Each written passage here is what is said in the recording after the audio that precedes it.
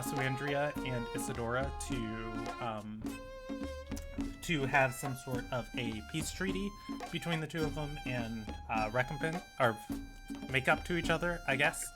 However, it was revealed that this meeting had ulterior motives, as Adorni is only impersonating being a doppelganger. When the party met with Adorni, as originally described by Asuandria, there were additional Risen members there to escort her safely. Isadora decided not to come. On the walk towards the Risen member school, Adorni had a conversation with Asuandria, apologizing to her about the things that were to come, and that Adorni's primary directive in life is to bring Asuandria to this lady, and it is everything that consumes her thought, mind,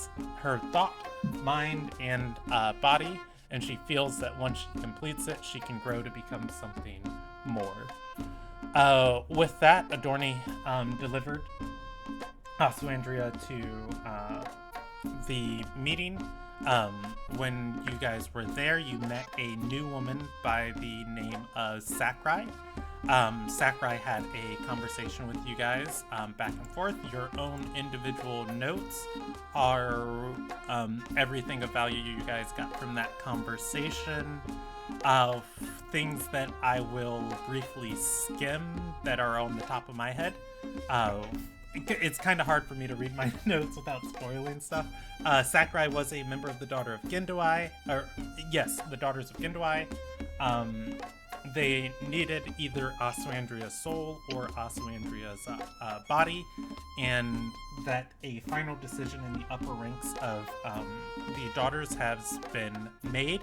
Asuandria was not supposed to be in the Will Nagai, at least not this early, and the leadership didn't know what to do with her being here, and they have decided to capture her. With that,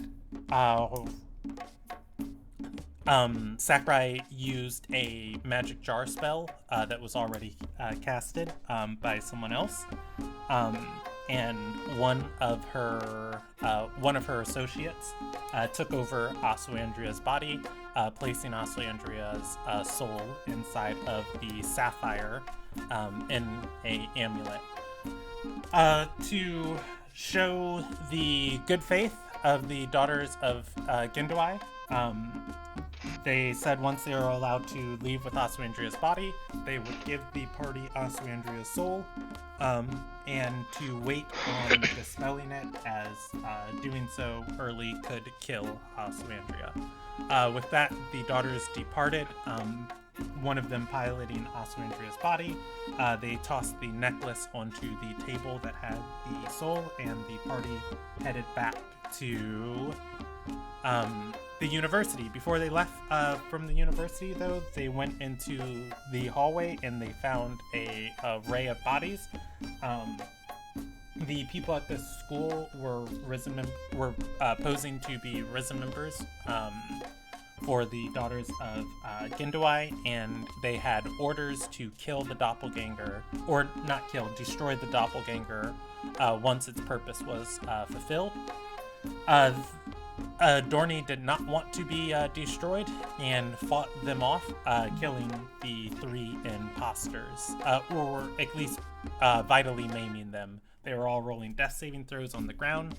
The party was gracious enough to save them, and once these mercenaries all got up, they went back to their task of trying to find and dispatch the doppelganger.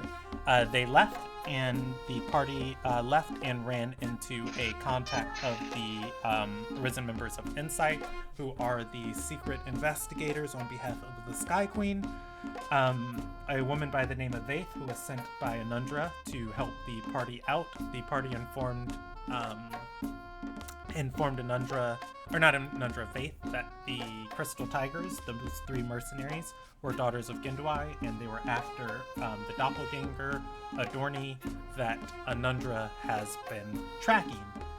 With that, they cursed and quickly followed them, and the party headed back to the university.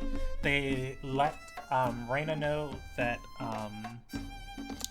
Oswandria's soul had been taken, and Reyna immediately teleported into the country with Mechalor to try and find a magical solution to the issue. Heading back to the university, the party also then ran into Mon to tell him that Oswandria couldn't attend the dinner tonight, to which Mon said that he needed somebody to, and the party agreed to go in her stead. Mon informed the party that the trial of wit involves pissing off some important people in Alonagai in a way that doesn't result in violence or death, to get them to leave a very fancy party going on tonight. These important people want access to dangerous information, and Mon is intent on not letting them have it. He would do something more, but unfortunately, Esches is a god of fortune, encompassing both fortune and misfortune. Some days he is a very powerful deity who can alter fate. Other days, all he brings is misfortune, devaluing everything he touches. That said, today is one of his days of misfortune, unfortunately, misfortunately, and he is powerless to wield his abilities as a Meandeth in this event. The party agreed to help him. I think you guys got into a little bit of a verbal spat with Anston, and he agreed to help you guys on the agreement that when Oswandria is restored, that she would take over his babysitting duties, and she would keep Esches company at least one day a week, as Esches is a trickster and does spend a good amount of his time just playing pranks on Anston. Poor Anston. With that, I think... Oh, you guys headed back to Reyna. Reyna was crying in her room. She could not find a solution to the necklace. If she dispelled it, Oswandria dies. If she could somehow make the necklace non-magical, she could true polymorph the necklace into a version of Oswandria in which it would be sentient and be able to act and speak as though it were Oswandria. Perplexed by this puzzle, the party conversed back and forth with her and said maybe if Esches could touch it, he might be able to, his ability to touch and devalue things might drain the object of its magic while leaving Oswandria's soul unharmed. The party told Reyna, and she said it's worth a try, and she is going to find Esches. I'm pretty sure the last couple questions she asked was where can she find him and what was he last doing, and the party pointed her in that direction. We are going to pick up on the late afternoon, going into the evening of what is this, 38th of Noble. You all are in the Heroes Tower. Why do I start sessions without my notes? You all are in the Heroes Tower in Alonagai in the city of Sky's Reach. The halls are, I'm gonna say the halls are kind of empty right now, as most of the A-team is out fighting in Undar. Effie is nocturnal. Oswandria is not here. The Risen member is not here. There would be a few Kalkin members who probably guard this place. They're distant echoes of their footsteps echoing through the halls of the tower. What do you all want to do? I was gonna ask, what about the B team? The B team? I was making a joke. The B team refuses to meet with Gilo and Rona. One of them This is is a- happily retired to the countryside of Ilderon. The other one is spending time with his in-laws. Yeah. Aren't half of them dead? The rest are dead. No. Vonvi's, I think, still alive. You can't kill Dralos. That man's No. immortal. All right. What would you all like to do? So that party we have to go to is the GM. This is the party is tonight, right? Yeah, it would be soon. It's a matter of hours. Yeah. Okay. It's So- not sundown, but it's definitely it's a dinner and a movie, essentially. Okay. So, I'll look to the party and say, so we have to get ready for this party. Get dressed, I guess, for this type of situation. I have no idea what Elegy like, formal wear for this would be, other than literally just a strip of cloth and calling it a piece of clothing. No, that's about right. What? Alright. I'm pretty sure Alona and Sheik, you tie a book around to make sure that you didn't show your naughty bits and make sure that. Would it be a perception check? What are you trying to perceive? What would be considered proper attire? I will allow it as a history or an insight check. You know what, I'll Insight do into a- Ilonagian culture, history because you live in Ilona Yeah. and you can recall. I'll do a history.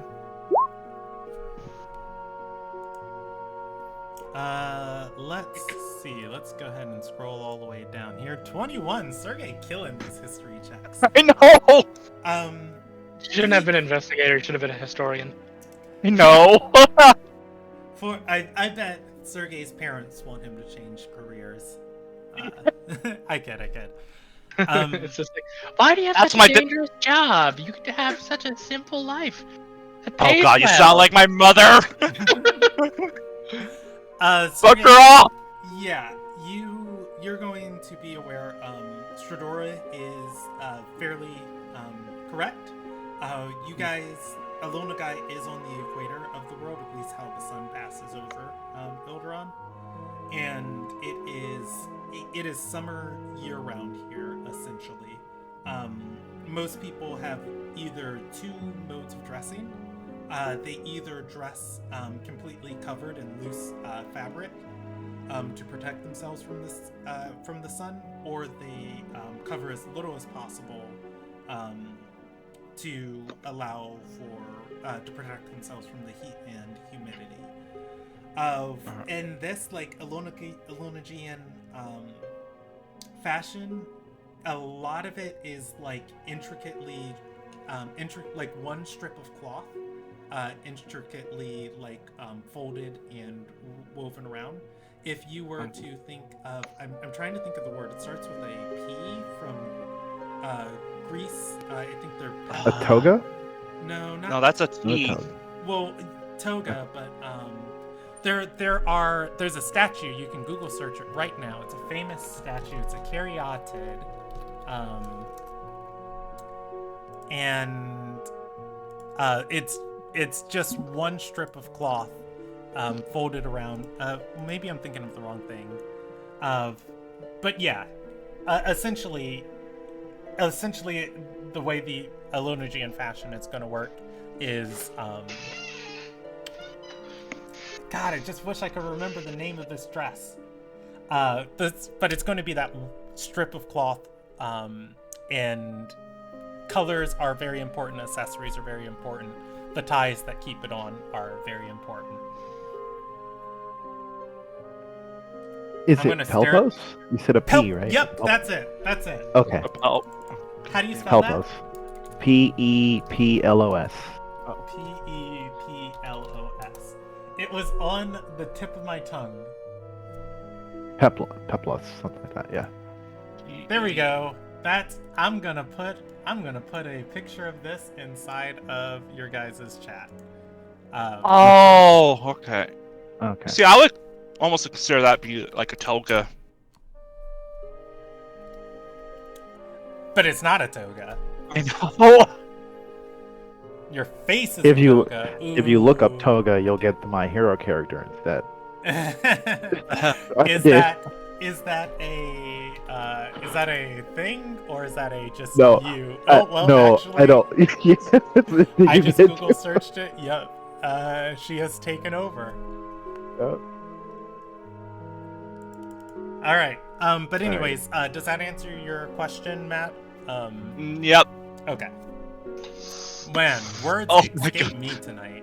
I'm gonna try and word better for the rest of the session. Can't make that promise. I have the best words, greatest words. Okay, so Virginia fashion is basically, thankfully, not just a little string and calling it fashion. It's Yeah. That's I mean, too high people fashion. do all kinds of things with this. I know Yeah, that's- I mean, look at Anderson, for example. Is it- Forever ago, I what? put some wedding dresses in your guys' chat for Lumilia and Talia. Those are high Illuminagian fashion. But it was like forever. Months ago, yeah. Yeah. Also, I really feel like it should be stated that, like, pictures aside, like, they're also not exactly against sheer material. So it's like, oh yes, I have fabric on 85% of my body. Yeah, well, I can still see 96% of it.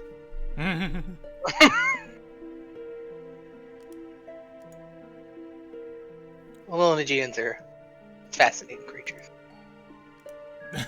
Yeah, says the Illuminagian. Yeah, I would know. Like the most elegant of creatures, the Illuminagian. The Illuminagian currently in aren't you Illuminagian? plate armor. Like- They live in a tropical place. I mean, I guess. All right. Oh, here we go. I found the image from your guys' chat. I just searched it and I just put it in there. See, this is one of the things. For anybody watching the stream, if you join the Discord, when words fail me, you can get the little extra bits behind the scenes.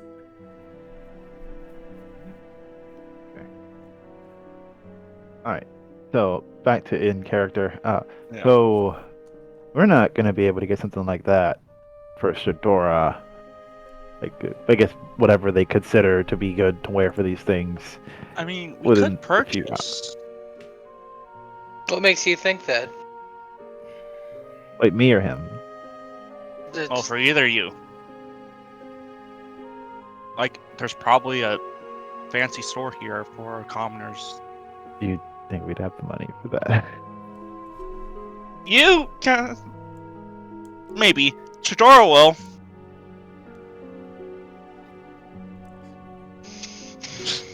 You know what? We're talking about this without even involving her. Shadora, what do you think? I like this, like, nah, we're gonna make all the decisions for Sidora.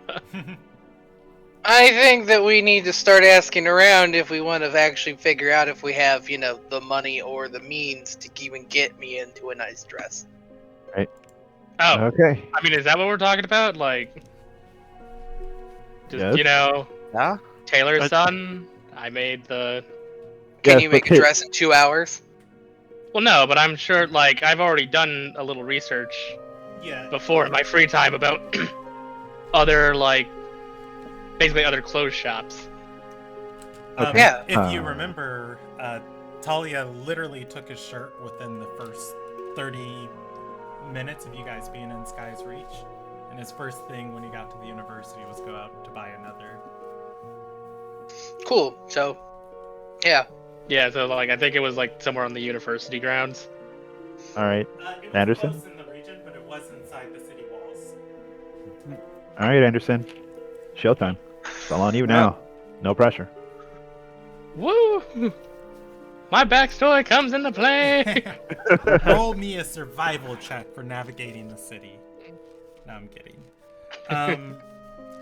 Let me look up something. You know what? Actually, I am gonna have you roll me an investigation check, Anderson. I'll allow it as an investigation or an insight out of the options you did find of just how fine of a place Can I do perception? Perception. Justify why you'd be able to do perception. If you can Because justify I'm it, I'll looking. allow it. Because I'm looking for the store that I knew I saw that was around this area, and it has a +6 instead of a -1. See, I mean, to me, that sounds like navigating, so I feel like I'd go back to survival on that. You know what? I like you. I'll allow it. You're keeping your eye out for fine You know, clothes. we're looking around. I'm being You- perceptive of If my you location. do it like this, though, I will put the qualifier on. You might not find one of the places you went to before. You could find someplace better, or something else catches your eye. Let's see what we see. Hey! we see what we see. Okay.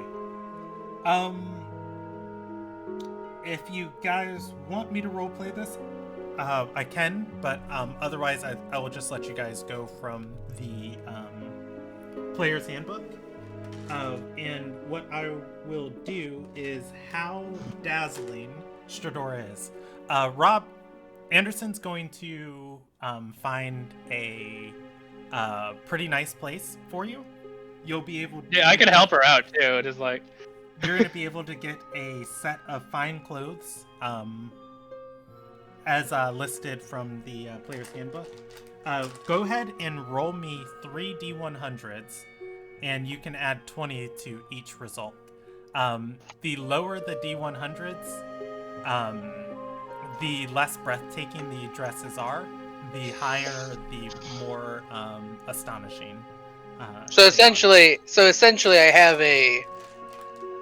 have a low end of 63.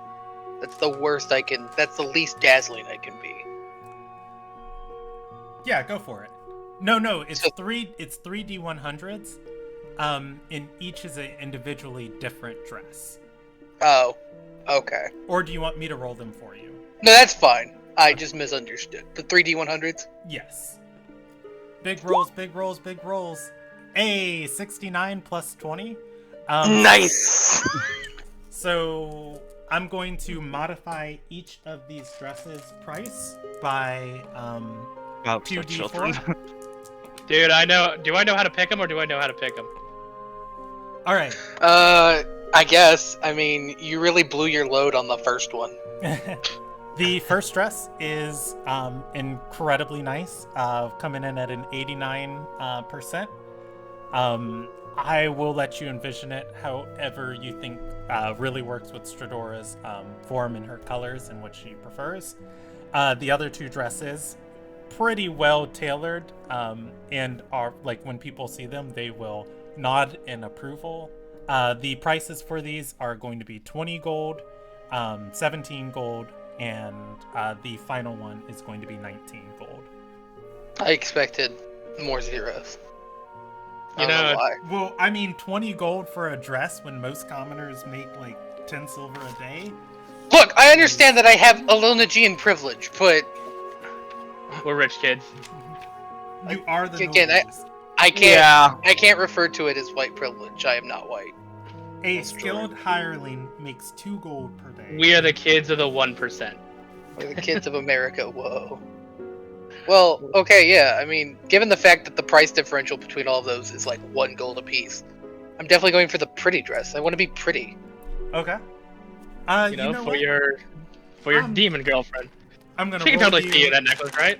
a percentage die. On, I would say But- it is a 45% chance that they tailor. Look, for my commoner blood, that's rich. So 1 through 45, they also have things for other party members here, and above 45 they do not. 23. I will allow anybody else they want to roll 2 D100s and take their pick if they want to get fine clothes. You know what? Should Yeah. Anderson's coming along. You know what? I'm gonna look for something. I have It fine wouldn't- clothes, but not fine clothes for here. So yeah. Okay, you I'm have the same option. Instead of 3, you can roll 2 for Kenneth and add 20 to each result. And And I Pick do the the one. same as well. I'm just Claw's just gonna look. Yeah. if you're similar in size, I'll allow you to take other people's clothes. Well, I don't know. How tall are you? I don't think tall am Anderson I? can take anyone else's clothes. I'm 6.3. So I have to roll Could my. I get this, but with How my... many do I roll? Actually, I'm 6'3" too.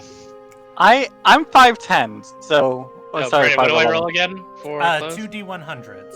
All right, so Like- Kenneth, you're able to find a really, really nice piece of Elonigian fashion. Open robes, however you want to envision them for Kenneth. Definitely shows off that Zac Efron chest, Zac Efron abs. God, apparently there's not any tall people here. I'm 6'3". I want to go through my inventory. Do I still have what I wore To at? save myself time, I'm going to alter all of your guys' 1d4 for the first one and 1d4 for the second one. Your first option is 19 gold. Your second option is 18 gold. That's a steal. It's a steal for me as well. You know what? That's because Like for me, that's like, oh god, that's expensive. You guys got like the nice stuff. Like the only thing they have in my All right. size is like plaid. It's like, oh god, I look like my father. So, E, are you gonna roll for claw? Because Mango finds a nice bow tie, but I get. I just imagine Mango like, pulling on it and adjusting it with the wings. Yeah. I'll go for Mango's the a wolf right expensive. now. You Oh, it's a forget. wolf. That's right. Even better. On the hind He's a- legs, just I'm with going to go claws. for the 19 gold one. It's a very It's not- handsome dog. Oh yeah. So 20 gold. 20 gold's for my expensive, Yes, the 20, fancy. 20 for Rob. Everybody else, your first option is 19. Your second is 18. Sergey, you're gonna buy the 6 instead of the 26 instead of the 93. I'm gonna. That's fine. I'm just making note for myself. Yeah. So pretty much, Stradora and Kenneth are going to. If that's the cost of the turning like how heads. much it is in gold, I am going for the 26. No, it's not the cost. It's the percentage of how beautiful it is. From. Oh no, I'm going to go with the other one then. Okay. Sergey, you will be turning heads too. You are a I am party of at. good-looking individuals. I'm at the 66%. That's not bad. It is I'm- not bad at all. You guys, Well, go ahead. I wanted to note that we need to stop off at like either the inn rooms or Andrea's vacant, sad room in the tower. Yes. We might want to do the tower because I do have to go see a blacksmith. I have to. Whatever you need from a blacksmith is not going to be done in time. I have to drop off my plate Well, at least warmer. it's better to at least have it started right now instead of having it done. thought you- after. Don't you have a bag of holding? I'm sorry. Do you want me to get changed right here in the street?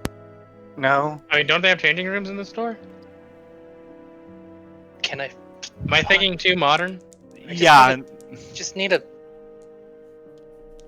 Just go to the Heroes Tower again. I need a place to change. Yeah, fair enough. Let's go ahead and just change. All right, you guys can all head back to the Heroes Tower. Your outfits in tow.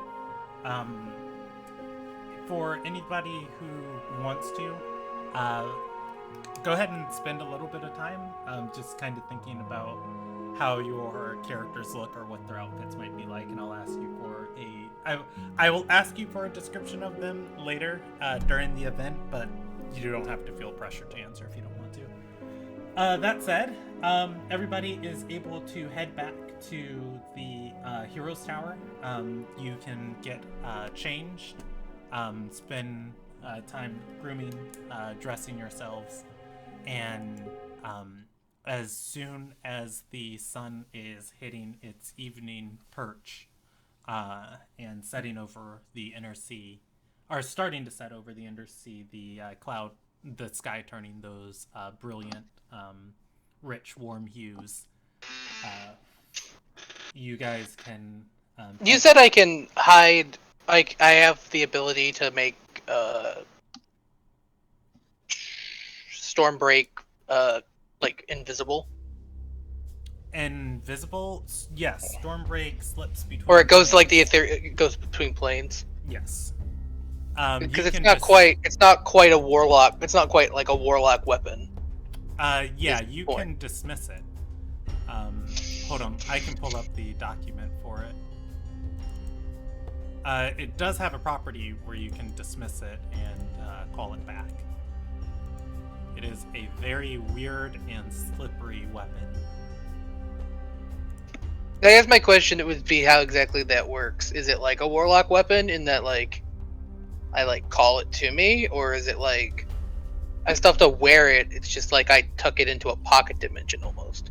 Okay, I'm just reading what I put on its things, or on its property, and if I didn't list exactly how it works there, I am going to ask Stradora to roll me an Arcana check, trying to figure it out for your time that this weapon's been with you. Stormbreak is a mysterious and strange weapon. Oh. I accidentally rolled it with disadvantage, but that's a 16.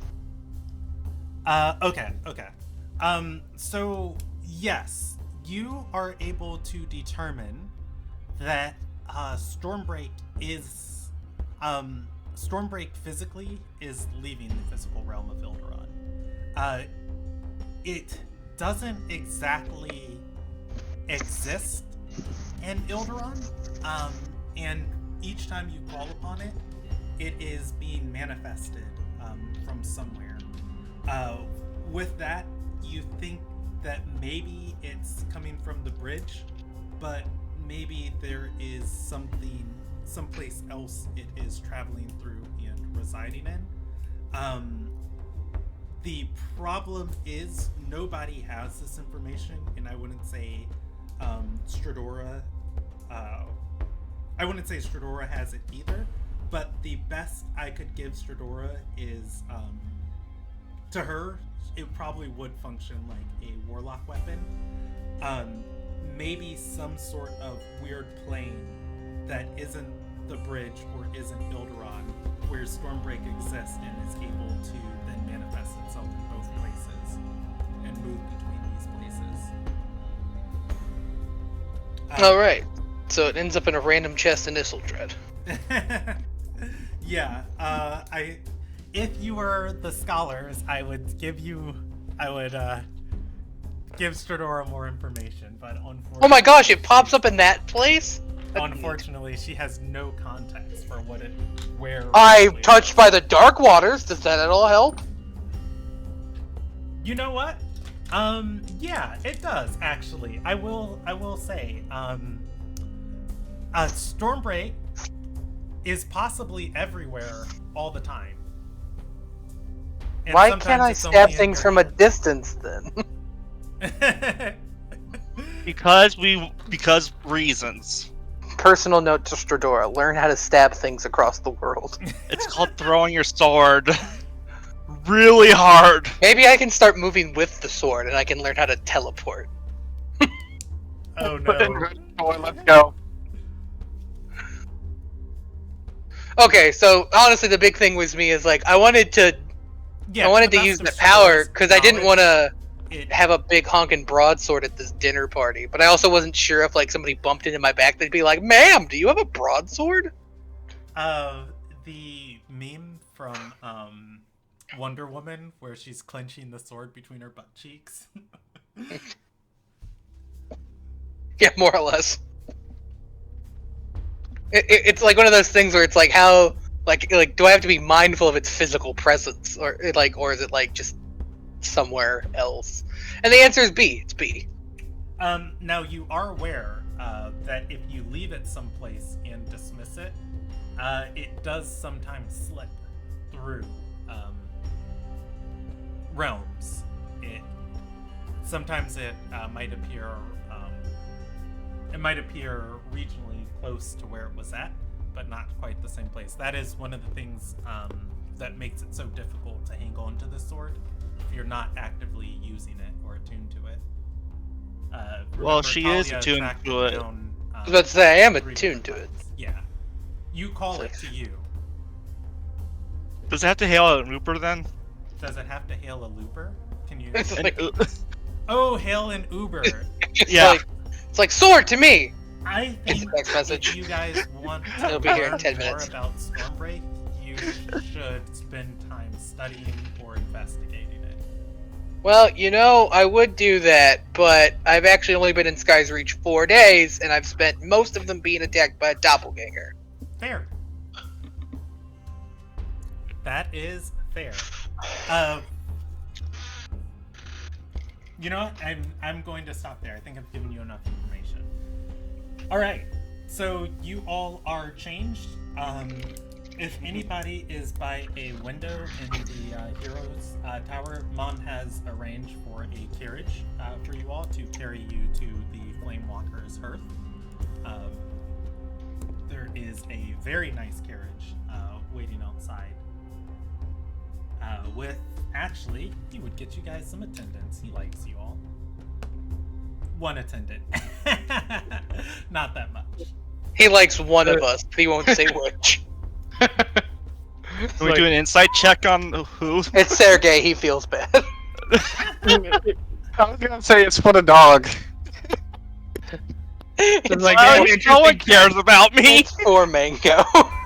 It's for mangoes and only mango. Yeah. Oh. I want it noted that I have no weapons on my person. Okay. I left my oath plate at home. And I'm assuming you're putting everything in your bag of holding, Yes. and you're bringing it or leaving it. I feel like having a large 15-pound bag on my side wouldn't be. I mean, it's like a purse. It's I don't your think I'd be out of thing. place. Do what you want. Yeah, I'll keep it on me. Okay. That's where we're going to store all of our weapons. What do you- Stradora the I don't know what you're talking about. Anderson's weapon is always with him. It's in his. I am the weapon. He has a bastardized smite. I have a bastardized pack weapon. That's why we're best friends.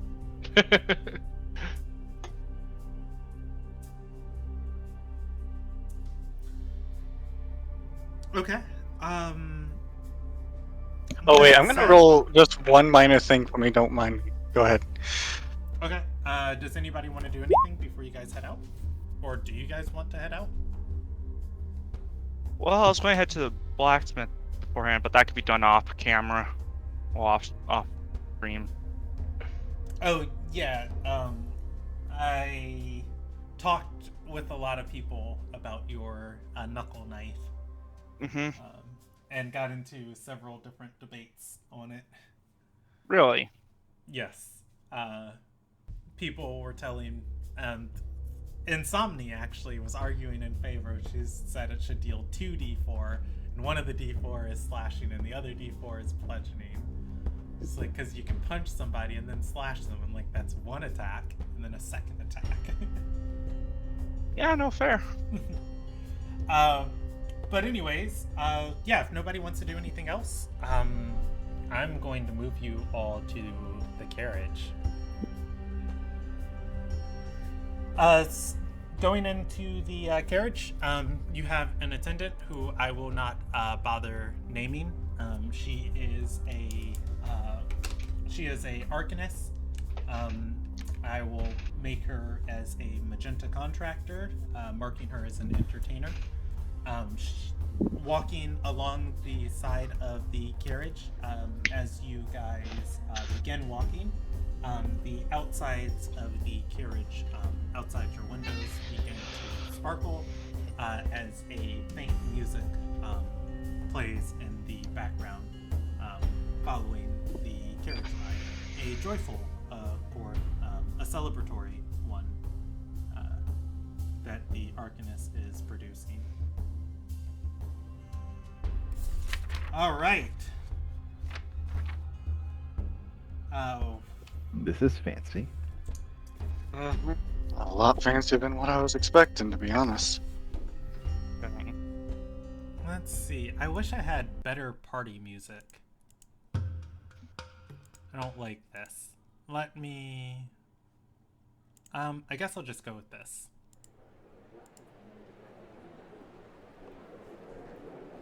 Here we go. We'll go with these two.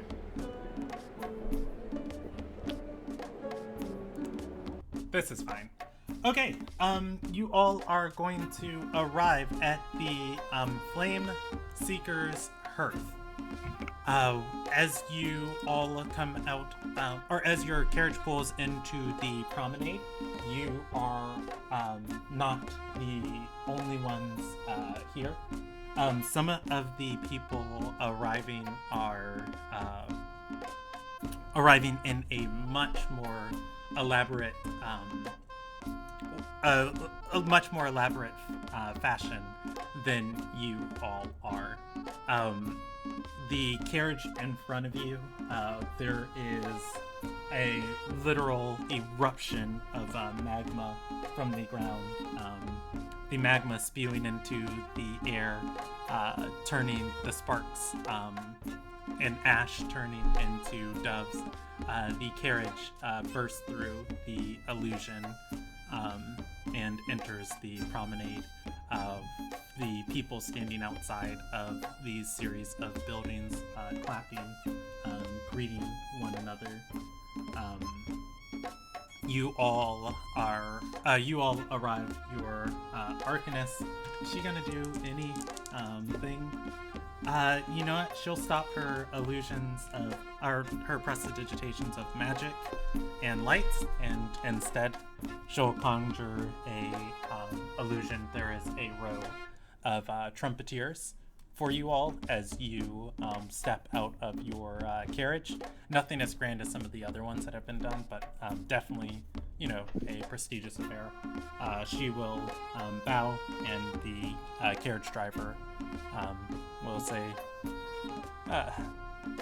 ladies and gentle sirs, we have arrived at the Flame Seeker's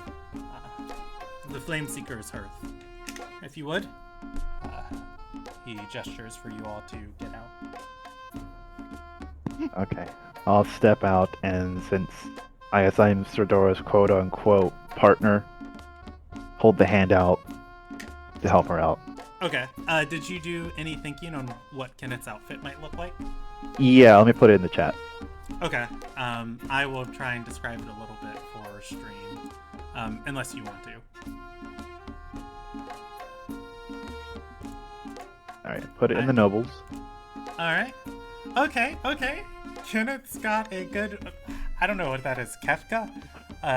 Yeah, something like that. I forgot how to pronounce it. Yeah, he's got this cool open robe and nice white trousers, hair tied up under a wrap, and just those great Zac Efron abs and chest just on display. You gave me the idea. It's beautiful. Yeah, definitely as Kenneth steps out, a couple of people who are talking and greeting one another are going to stop, watch, and at the trumpets they'll clap a little bit and welcome you all. Does Stradora come out with Kenneth? Yes. Same question. Did you do any thinking on Stradora's outfit? So, you know, we were talking about My Hero before. Uh-huh. You know, Momo's Yes. hero outfit? That, but like Okay. with an actual skirt. Okay, I like it. And then blue. Like it's a light blue with white accents. Okay. Stradora, is your perception still 15? It might be a 16. Or is it 14? Is it 14? 14 It's 15. Okay, it's 15. I will update your card. I'm going to roll. Your friend from the academy is here, and you are going to notice this pin is dead. You are going to notice him, and he is on the stairs to this restaurant. He has another date with him. He stops from talking to her to turn, look at you, hand on his stomach, then he puts a hand up in the air and waves at you. He's gonna get the princess wave. The parade wave. Oh. Who is next stepping out of the carriage? Also, way to ignore your date, buddy. Yeah, that's bad form for him. Yeah, I know. It was very bad for him, especially considering he's waving towards his first choice. I guess Stradora, Claw will be go out. ahead. Okay, go ahead and give me a perception check. This is Stepping behind Wolf Mango, Claw's probably going to have a lot more of a... I know top half I was thinking akin to Aladdin, if Okay. anything. Like, in terms of I like loose it. fitting. And if the... Because that role was to see how much could he actually shave off before having to go to this place. Basically all of his arms furs to make it look like details inside of any of the translucent fabric. Like a design that's supposed to be part of the clothes. okay.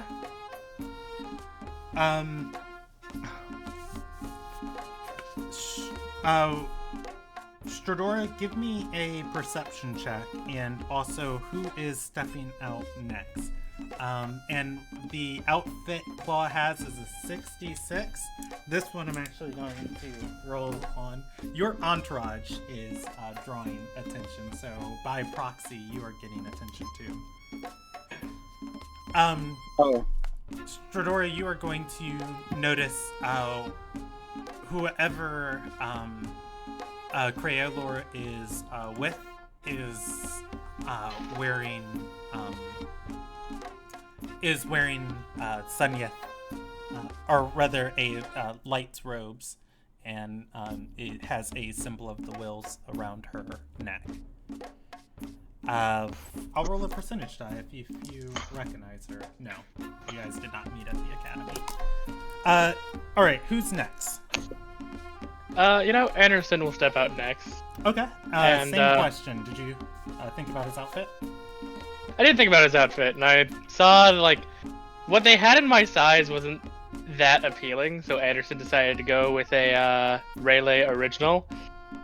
Remembering how the girls liked his battle-worn shirt. So he's wearing this tattered shirt that he's, like, semi-dyed to look like, like he's got, like, reds and yellows on it. And then he's got like normal-ish dress pants like shorts, and he's got a bandana, also in the ragged form that he's dyed red. Which was the best he could do, like in short notice. Likewise, your entourage is drawing attention, which means you are drawing attention. That's fine. I'm here to draw attention. Next, we have Sergey. You're the last one. Okay. Did you think about what Sergey's outfit might look like? Well, seeing as how I'm not into fashion, I would probably have just gone with something more like just bog standard, like almost a mix between from the image Himadon and just like a fancy toga. Okay. All right. Sergey's rocking. Basically, he dressed up in his formal attire. Yeah, and I mean. Oh God! Sometimes classic looks good. And if I could choose that hat, I would. I love how we got this kind of Lady Gaga sort of hodgepodge of things, and then Sergey in the rear just going, I thought we were dressing formal. Yeah, Sergey is rocking like that classic, what was this country before? Amirian like office, like military officer uniform, like. Yes, that works. Like he's the only one in like actual formal clothes, versus like something. It's just like, yeah. What are you guys doing? Yeah, like, God. There are some whispers. I suck at this. There are some whispers as Sergey steps out too. Again, wow, the most in that 97. It is a nice outfit. And who said clothes don't make the man? It's probably the best I'm going to do for a while. It's just like, maybe Sergey won't die alone. All right. Against all the odds. as you guys step Oh up, god, don't tell me my childhood friend's here. I have no idea. as you I'm guys making notes. step up the stairs, there are parties already waiting here. Among Wait, do the I have to make people, a check? What's that? do you have to make a check for these people Yeah. that you recognize? I'll let you Yeah. if you want, but I was going to describe them because you guys do. I'd say the people we're looking for, you know. Out of the people that Well, are waiting here, backstory-wise. you're going to recognize two women, Tay and Inley. Those two women of the Bronze Scepter. They are dressed much nicer than they were originally when you guys ran into them. They have got that peplos outfit, the cloth wrapped up and around their shoulders, going back over their neck, covering up, the things that are important, tied around their waist and everywhere else on their body, as a belt, as a necklace, as earrings, as bracelets. They are wearing jewelry. They are excited to see you. They are talking with Cray Eolor and a member of the Sun Yet, a light. I will introduce these characters in a second, but something else is happening. As they go to greet you, the next carriage is going to pull in to the promenade and begin, and is going to begin, or rather, the person is going to begin, or rather, the carriage does not have any fancy shows as it pulls to a stop. A elven woman begins to step out. As she is setting up, Cray Elor and his date are going to walk up to the party and say, Stradoria, you look fantastic. This is Light Rashia, the order that I serve in. It's by her command that we protect the Risen. Player question: was this the guy that hit on Stador earlier? It was. And everything gone according to Brandon's plans, I'd be here on his arm. Yeah. She is going to bow and say, our order captain has good standing with the Risen. Their investigations are getting dangerous these days. It wouldn't be in the goddess's favor to leave them unprotected.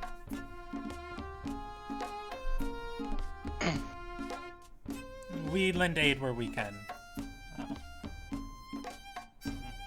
He's going to nod and look at the party and say, which one of these are your partner? None of them. My partner is currently separated. He's going to nod and say, I'm sorry to hear that. But still, my offer, if you want to catch up anytime this evening, still stands. Well, I'll be around, so if you have free time. I'm wondering how the other ladies reacting to that. Well, I mean, Rashia is actually nodding, and says, I've heard stories of the magic that Wensley, or that Captain Sunstringer commands. I would love to hear tales of travel from your order. We've yet to be deployed past the borders of Alonagai.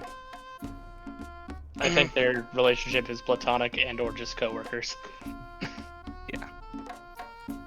Well, maybe she doesn't know that. I don't know. Tay and... Oh! Your guys' conversation is cut off with the elven woman who stepped out of the carriage. She has grown an entire tree through the stones of the promenade. Bursting forth from it are several different attendants laying out fabric. Another elf, another Dorai is walking. On her arm is a Let me look at actually what this woman is. I wonder how much damage that causes to like the stonework they have. Right, The it's so walkway. like that's my thought. I was like, wow, that's rude. I mean, then again, there was a volcanic eruption earlier, so it's like, Wasn't that an illusion? Yes. What? It was magic, or at least you guys assume it was magic. It wasn't hot, and it turned into doves. That said, this woman is looks to be half Dorai, and she is in. She has a ruby fist across, or a ruby cut into a fist connecting the front part of her dress across her chest as a brooch. Anybody who has traveled through Sky's Reach can roll a perception check for who these people are. They're part of the Ruby Fist. Duh. You know what? I'll do a perception check on them. You said history? I'm sorry, history. Oh, even better. No. Sergey, if Sergey got another nat 20 history check, I'd kick you out of the session right now. To be fair, I have a ritual when it comes to these sessions, and I have been following in that for many weeks now, and I attribute that all to my good rolls. Yeah. pray to the guy So- start God harder. For Kenneth and Sergey and Stradora, yeah, you guys can make assumptions on the ruby brooch, probably the ruby fist. Same for Claw. The elven woman is wearing a similar outfit. Instead of red and yellow, hers is green and white, and she has a golden sunrise connecting her dress. Not denoting her as that, or not denoting her as a member of the Ruby Fist. She begins walking up the stairs, and Tay and Enley are going to approach you all and say, the Fae Felon Circle really knows how to make an entrance. Tay is going to speak up and say, damn rich elves. Saw the money they make off the arena. Who said that again? Tay and Enley. The two members of the Bronze Scepter. They're the people that they're gonna make my hammer. Yeah, that's them. Well, someone in their guild is going to make your hammer. Look No, into them it. specifically. Oh yeah, they wanted the challenge. That's why they're here, actually. Do you bring that up? Are they like within shout? Like, where are they relative to? I would say that the entrance to this building is kind of like I'd say there's probably about 15 feet towards the door, and just kind of like large stone pillars on the porch going across, stone steps leading up to the pillars. You guys are standing in the different groups underneath the roof. Outside on the porch, behind the pillars, you are waiting in the doorway. Relative to you, they're, left probably 5 feet away. They've walked over to talk with you all. Oh, good. They already came over to us. Yes. Oh, hello. Valeria? Money from what? Let me make sure I have each of these ones right. I always forget which one's Tay and which one's Enley. The dredgy shorter one is going to... Here we go. The dredgy shorter one, Enley, is going to point and say, the arena. The Fae Felon Circle runs it. It's about... she snaps. Tay says, the path of glory. And just path of glory. Every fight, every punch, every show, you get a piece of each coin. Passes through the hands from Rion up to Mentori. Wouldn't that couldn't that benefit you too? I mean, if they fight, they have weapons. You make weapons. Enli is going to nod, and Tay is going to nods and then huffs. Tay is going to point to the woman with the fists, the ruby fists, and say, "You would think that, unfortunately, the current reigning champion has started a trend. Several guilds have followed suit of the ruby fists. There's the ruby fist, the diamond fist, the emerald fist. I think they can achieve the ruby fist, the diamond fist, the emerald fist. They all try and achieve glory with their own hands. Master Savannah, she is a bit of a trendsetter." I'd say I've only heard of one of these things, and it wasn't related to. They're There's a word for it. I don't got the word for it. My dad does that though. Like starts that whole like pointing at everybody thing, because I'm telling the story. He doesn't. He has weapons. I don't know why, but he's perfectly capable of beating you up with his bare hands. Craolor is going to speak up and say, "I'm surprised that they're even here together. I went to watch an arena match. Or I went to get tickets for the arena, and I heard the whole place is on strike." Why are they on strike? Um, Bad working conditions? How can you have bad working conditions in a fight pit? Roll a history check for him. Did Or he like hear they it? pay. He doesn't know. He's gonna shrug and say, "I don't know." Maybe they just weren't happy with the pay they were getting. Enli is going to say, "I bet she's trying to save face." Is there a conflict of interest to essentially have one of your champions be like your date to a dinner where you run the fight pits? Oh, whew. As you say that, I will let that statement stand, but I'm gonna modify it by a few things. Give me a perception check for Stradora, and then I will give you some options.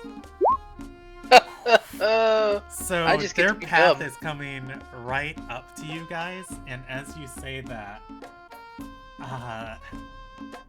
the Faith Valen Circle member is right behind you, along with Master Savannah, and the elf, the Dorai, is going to speak up and say, "What we run is not fighting pits.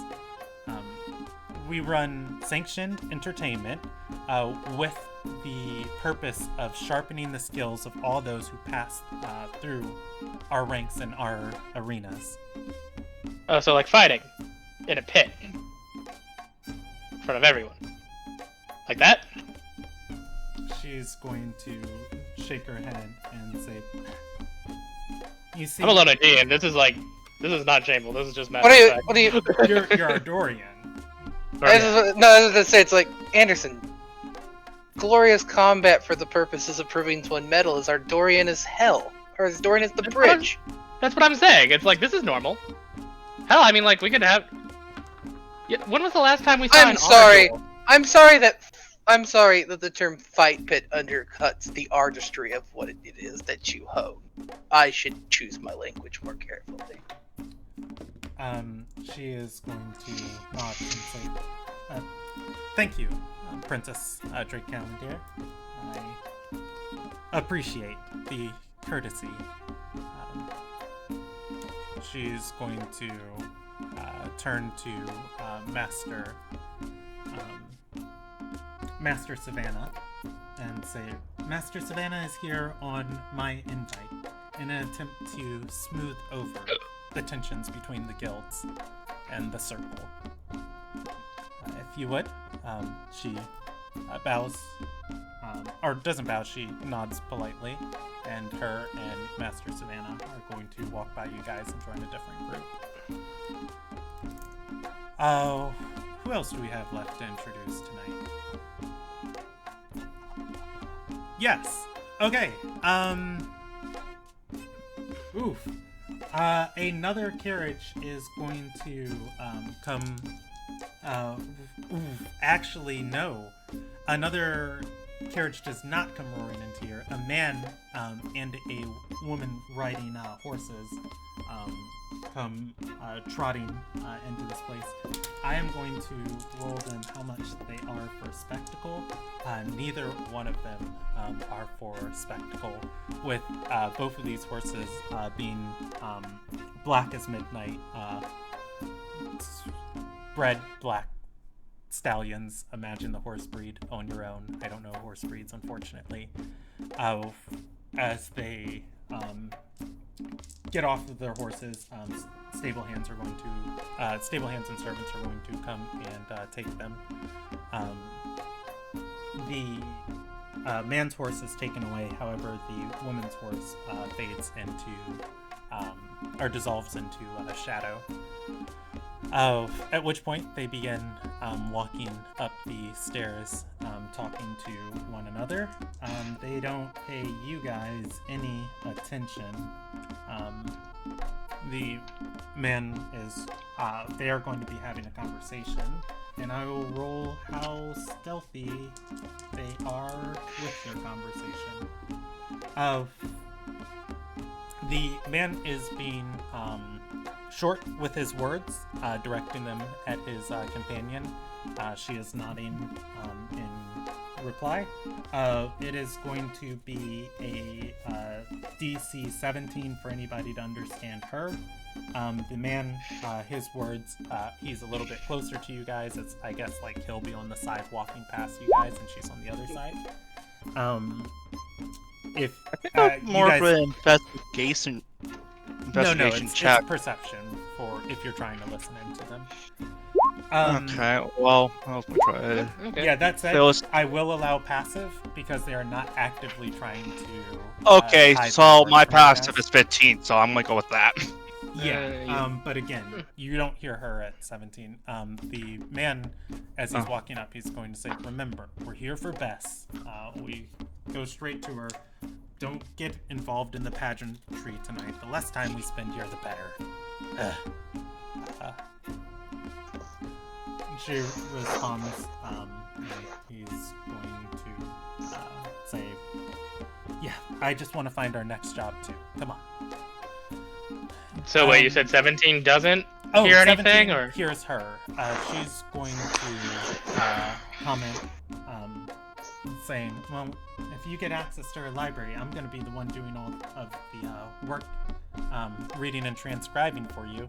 All you can do is go and hunt whatever I find."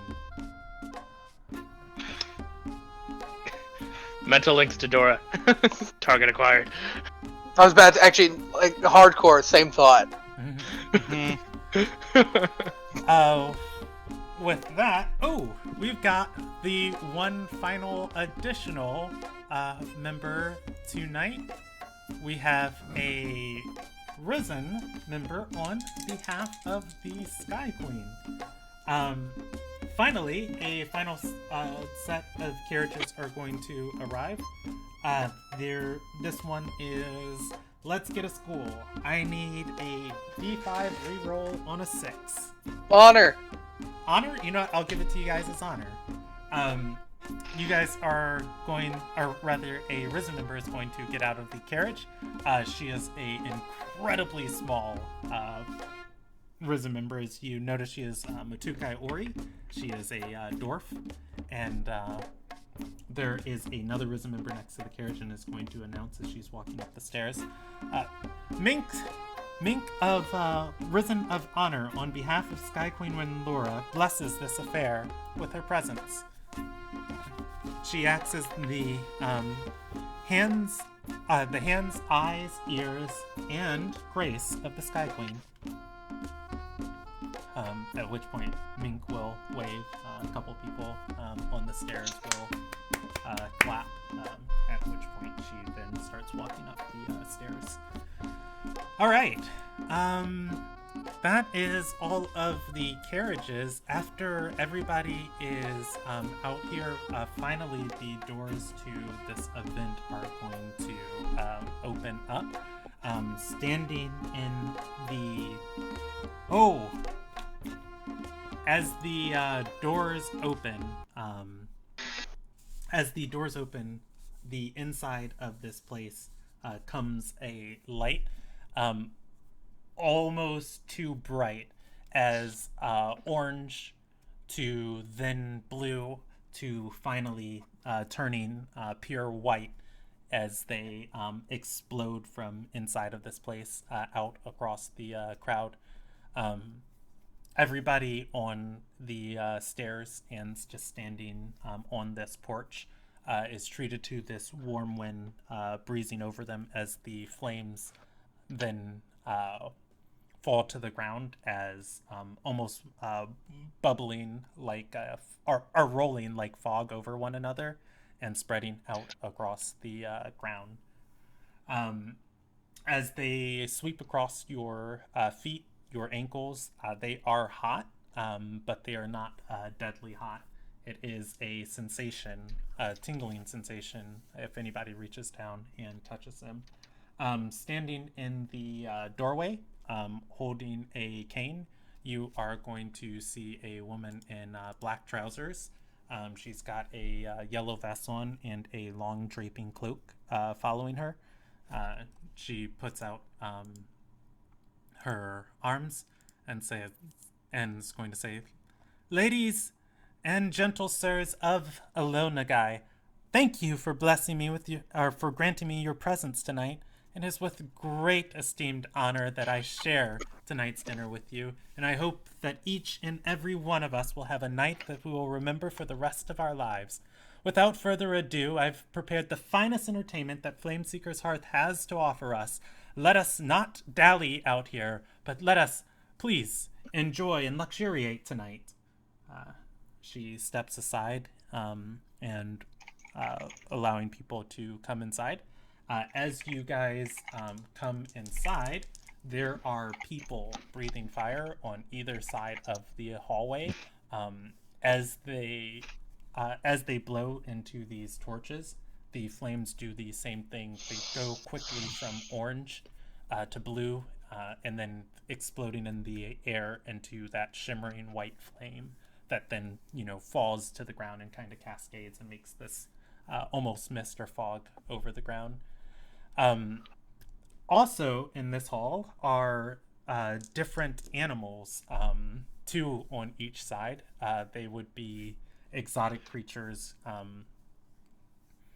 and I wouldn't say anything crazy wild, but definitely some out there stuff.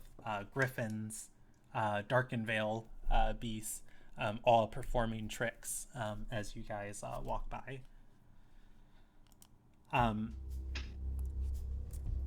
Everybody else, other than you guys can decide how your own characters react, are excited at the spectacle for the evening. I'm always nonplussed. It's funny, the two people who rode on horses are also not very entertained by this. It's not fashionable to show excitement, and I am a fashionable lady. I mean, it's cool and all, it's just... It's not a mer person! It is not. I don't know, it's just we've seen bigger. I have a friend who breathes fire.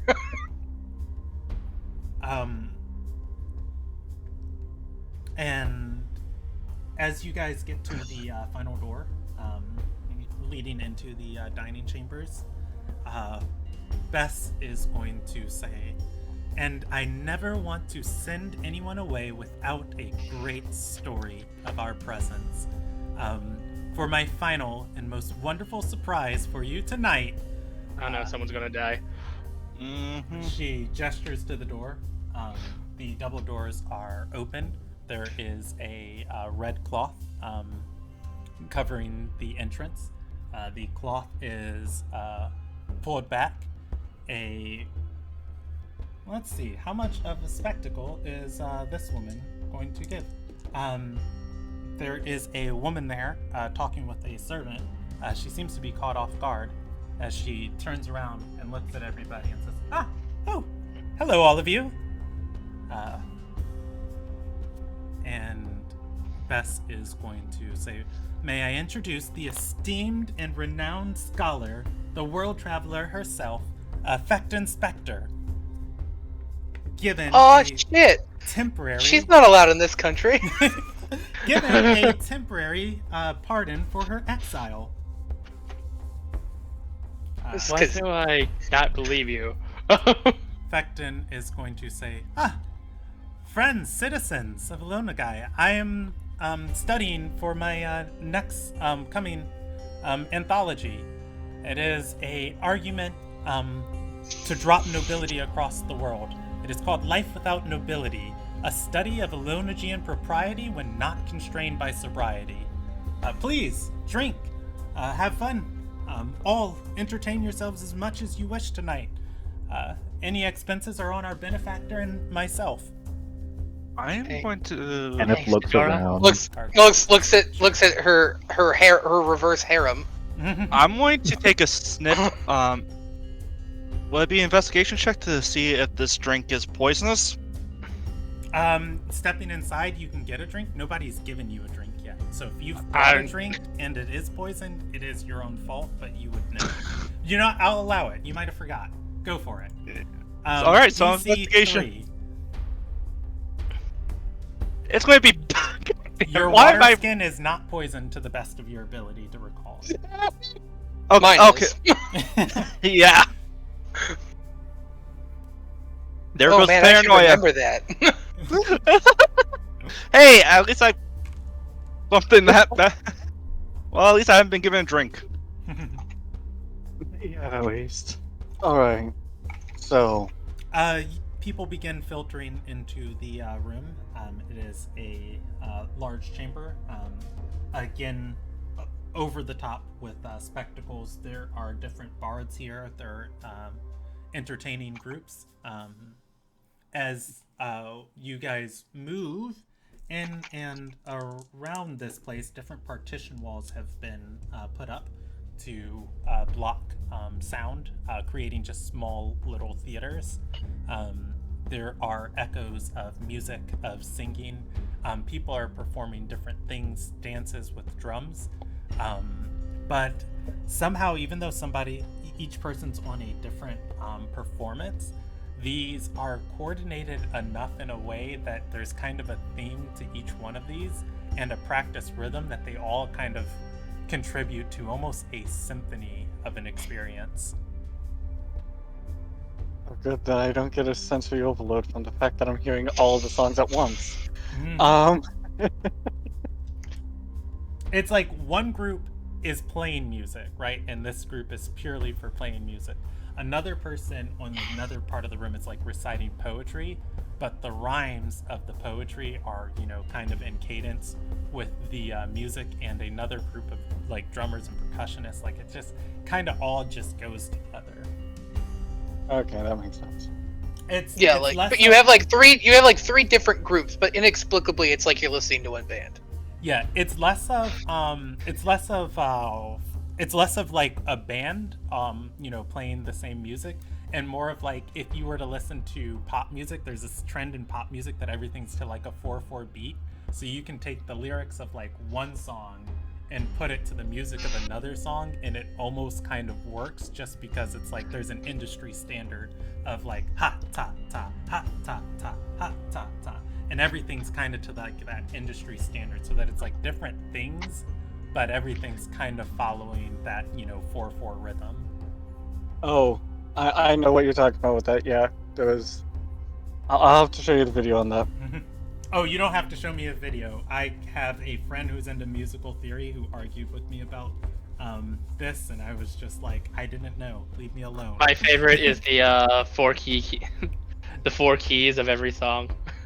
Yeah, basically, almost like that, where it's just like it's not the same thing, but they're built on the same structure.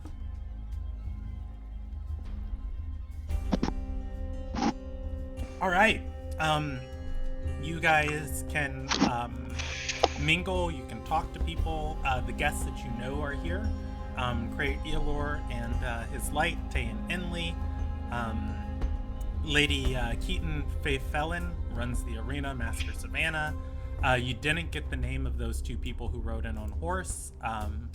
There is the surprise guest, Spect Inspector, the Sky Queen's Risen member, Mink of Grace, and I would say there are other prominent people here, but for the sake of brevity tonight, I'm not going to, and for the sake of brevity and my sanity, I'm not going to roll up every single person in this hall. No, I want to hear the names of every single person we walk across. Okay. All right. Go ahead and sit down and strap in. Well, Anyway, that's this will be the suspicious. rest of the session. We're just going to go over names that no one will remember. Yeah.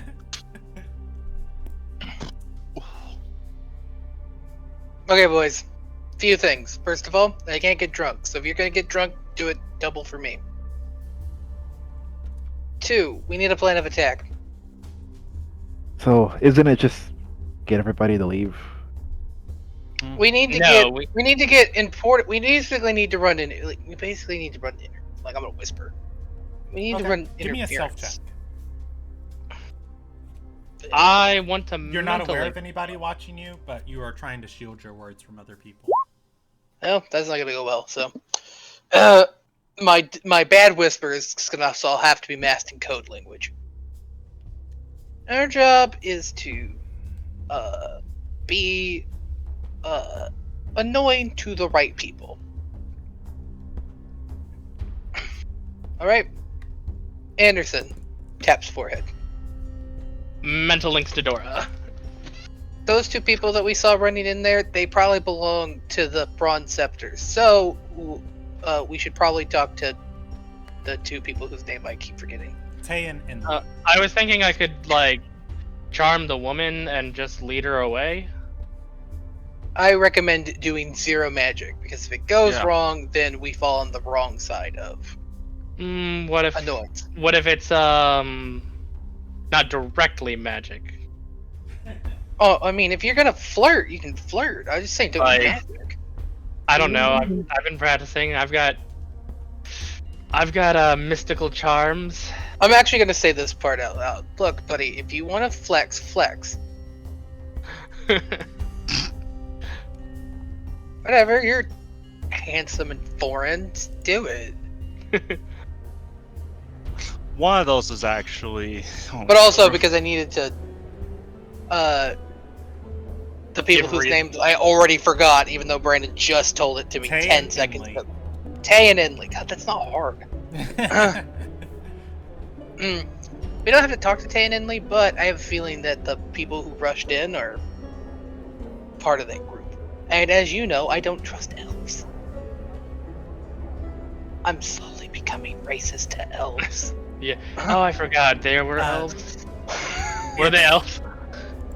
Were they I was elves? totally thinking- I will point out all of No, the no, no. elves for you. No, the Fae Felon lady. Yeah, Faye they Felon were- Lady was an elf. okay. I was totally thinking they were human. Yeah, my idea ain't gonna work. No, I think the people I'm referring to, the people that rushed in, I think they're human, or yeah, the they're two people- they're non-Dorai. The two people on horseback, the man, he did have elven features, and the woman did have them too, but she didn't. They weren't prominent. I have a feeling that might be coincidental. Who knows? But remember, one of them's a man. I mean, I can work with either one. So, Well, glad you admit it. No, I was just pointing out that the group of people that we dislike the most don't exactly deal with men. Unless they're basically less lacking. Fair. Anyways, I don't know how we want to handle this. I think Bess is making We- her way towards your guys' group. Nope. She is not in earshot. She is not being stealthy about it. well, we don't need to be in earshot. This is all mental linked. Yeah. she No, doesn't know I people, and she- I actually when I said this actually has not been in your brain since I said flex. Oh, okay. You guys can keep talking. I was just letting you know because your characters. I feel like your characters would be kind of huddled, looking around. Like Well, try I- to look as casual as possible. Yeah, no, Look. casual, like arms crossed, just like listening. Well, like, company. We're having a conversation. Anyways, I think you can kind of springboard, but we don't need to be moving as a mass of people. That just looks weird. But I don't know what you would prefer to, Kenneth, you can go talk to Fecht Inspector. Sure. You're a noble. Sure. That works. And if you want to even tag along, we'll do the 1-2 punch of Maybe Sergey can talk to an Ardorian nobility. that scholar lady, whoever. Fecht the blonde. Inspector. Large words. Fecht Inspector.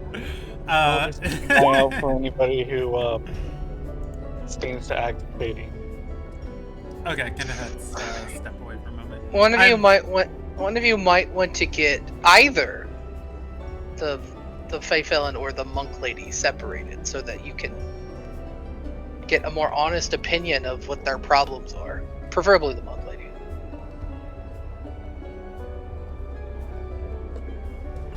All right. So, does anybody walk away before Bess comes to your group? Because she is about to be here. No, I'll still be here. Okay. I will get your guys' directions in 1 second. Bess is going to join your group. Her arms out wide and her staff in her hand. Are we hugging? This is a hugging moment? No, it's more like a greeting. But you you can choose to hug her if you want to. It's your choice. No, it's just fine. I was trying to read the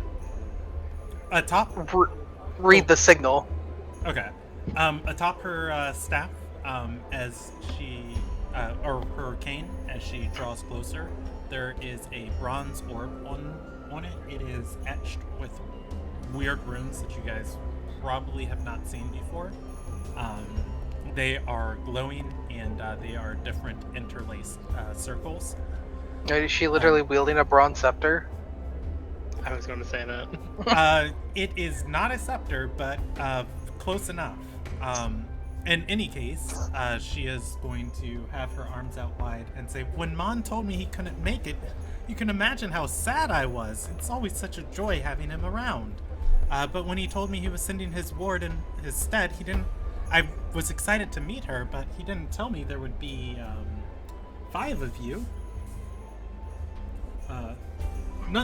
Nonetheless, you're all welcome. So which one of you are his ward?" He points to... or she points to Strador and says, "Is it you?" Yes, technically. I think we are all his ward. One of us got indisposed and couldn't make it, but you know.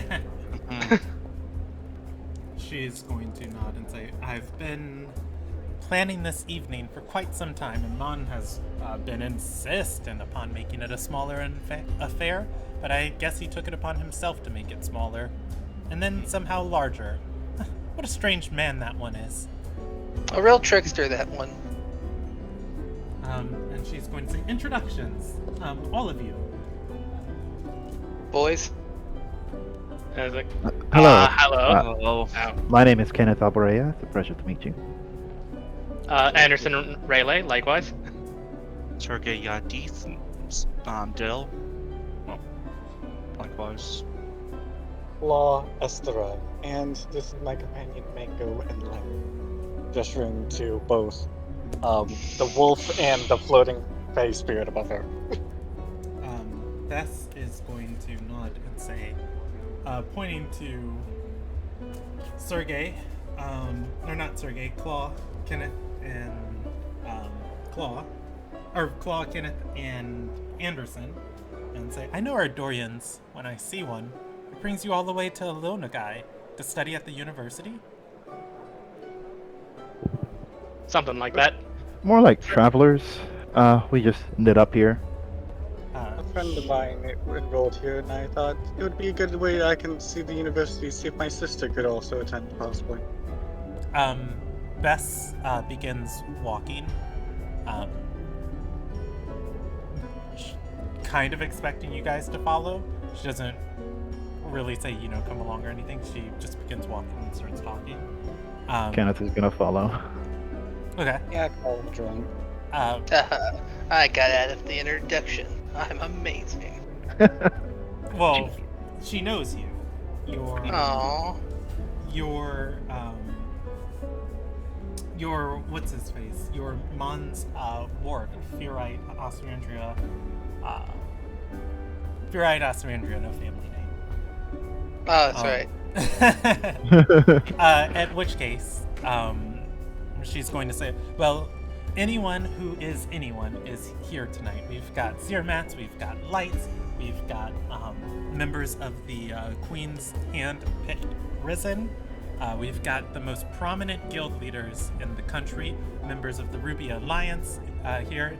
If you are trying to meet a contact, well, you are in the right place, especially for upstarts at the university. Why, a young ward such as yourself, you wouldn't have to be tied to Mon to teach you.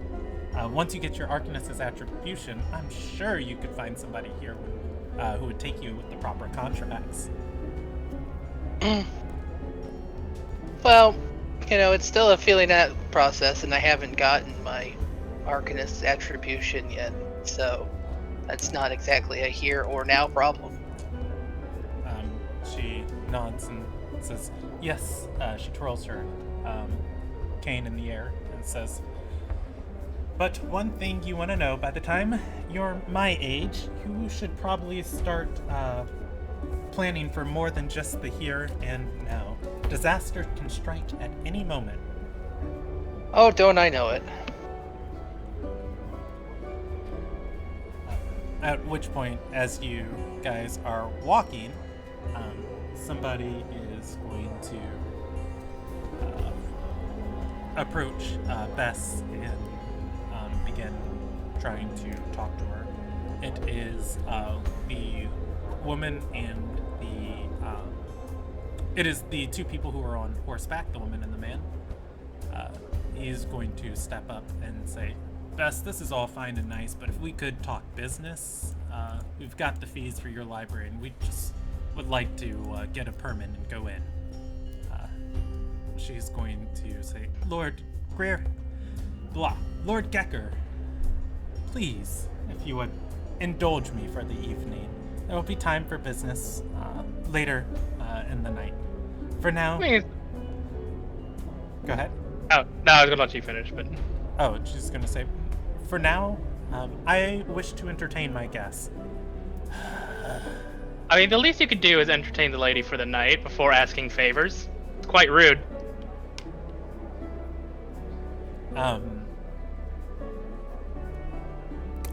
Decker is going to say, the fact that you wouldn't accept a member of my circle and I had to come all the way here on my own is rude enough. She's going to shake her head and say, I don't want a representative. I want the real thing. Why, I'd have the Sky Queen here if she didn't have a country to run.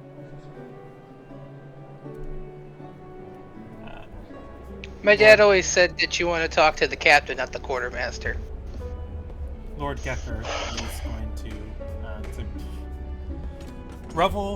revel in the power you have while you do, human. For now, you hold the keys, and I respect that. He nods. She's going to pause and say, "Oh, who's your ward?" He's going to point to the woman following him and say, this is Rhea. She did some work with me down in the western coves. Good with the spell, but even better with her mind. She's going to nod and say, I decipher all the things that he is unable to understand. Bess is going to say, and she's been invited to your circle. He's gonna laugh and say, a Sarai in an elven circle? Bess, you do tell some great jokes. I actually saw a Sarai accepted in elven circles in Dawkinsdale.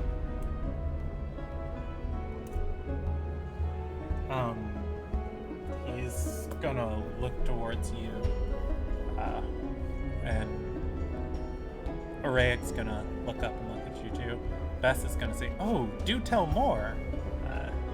Lord Gecker is going to say, "Pff, anyone who can invite a human to their circle has to be pretty high up to avoid the First Council's wrath."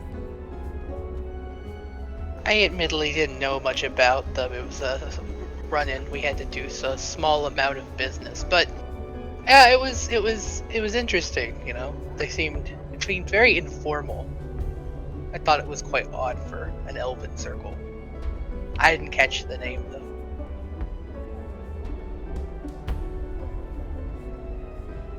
I am not gonna make you roll a deception check, Rob. Yeah, I know how to lie. You And tell the truth misleadingly. Like when I said that my girlfriend was currently separated. they don't have any reason to disbelieve you either. So at that, Lord Gecker is going to shrug and he's going to begin walking away, and he's going to then stop and say, "I didn't catch your friend's name." Bess is going to say, "This is Furite Oswandria, currently the ward of a professor at the university."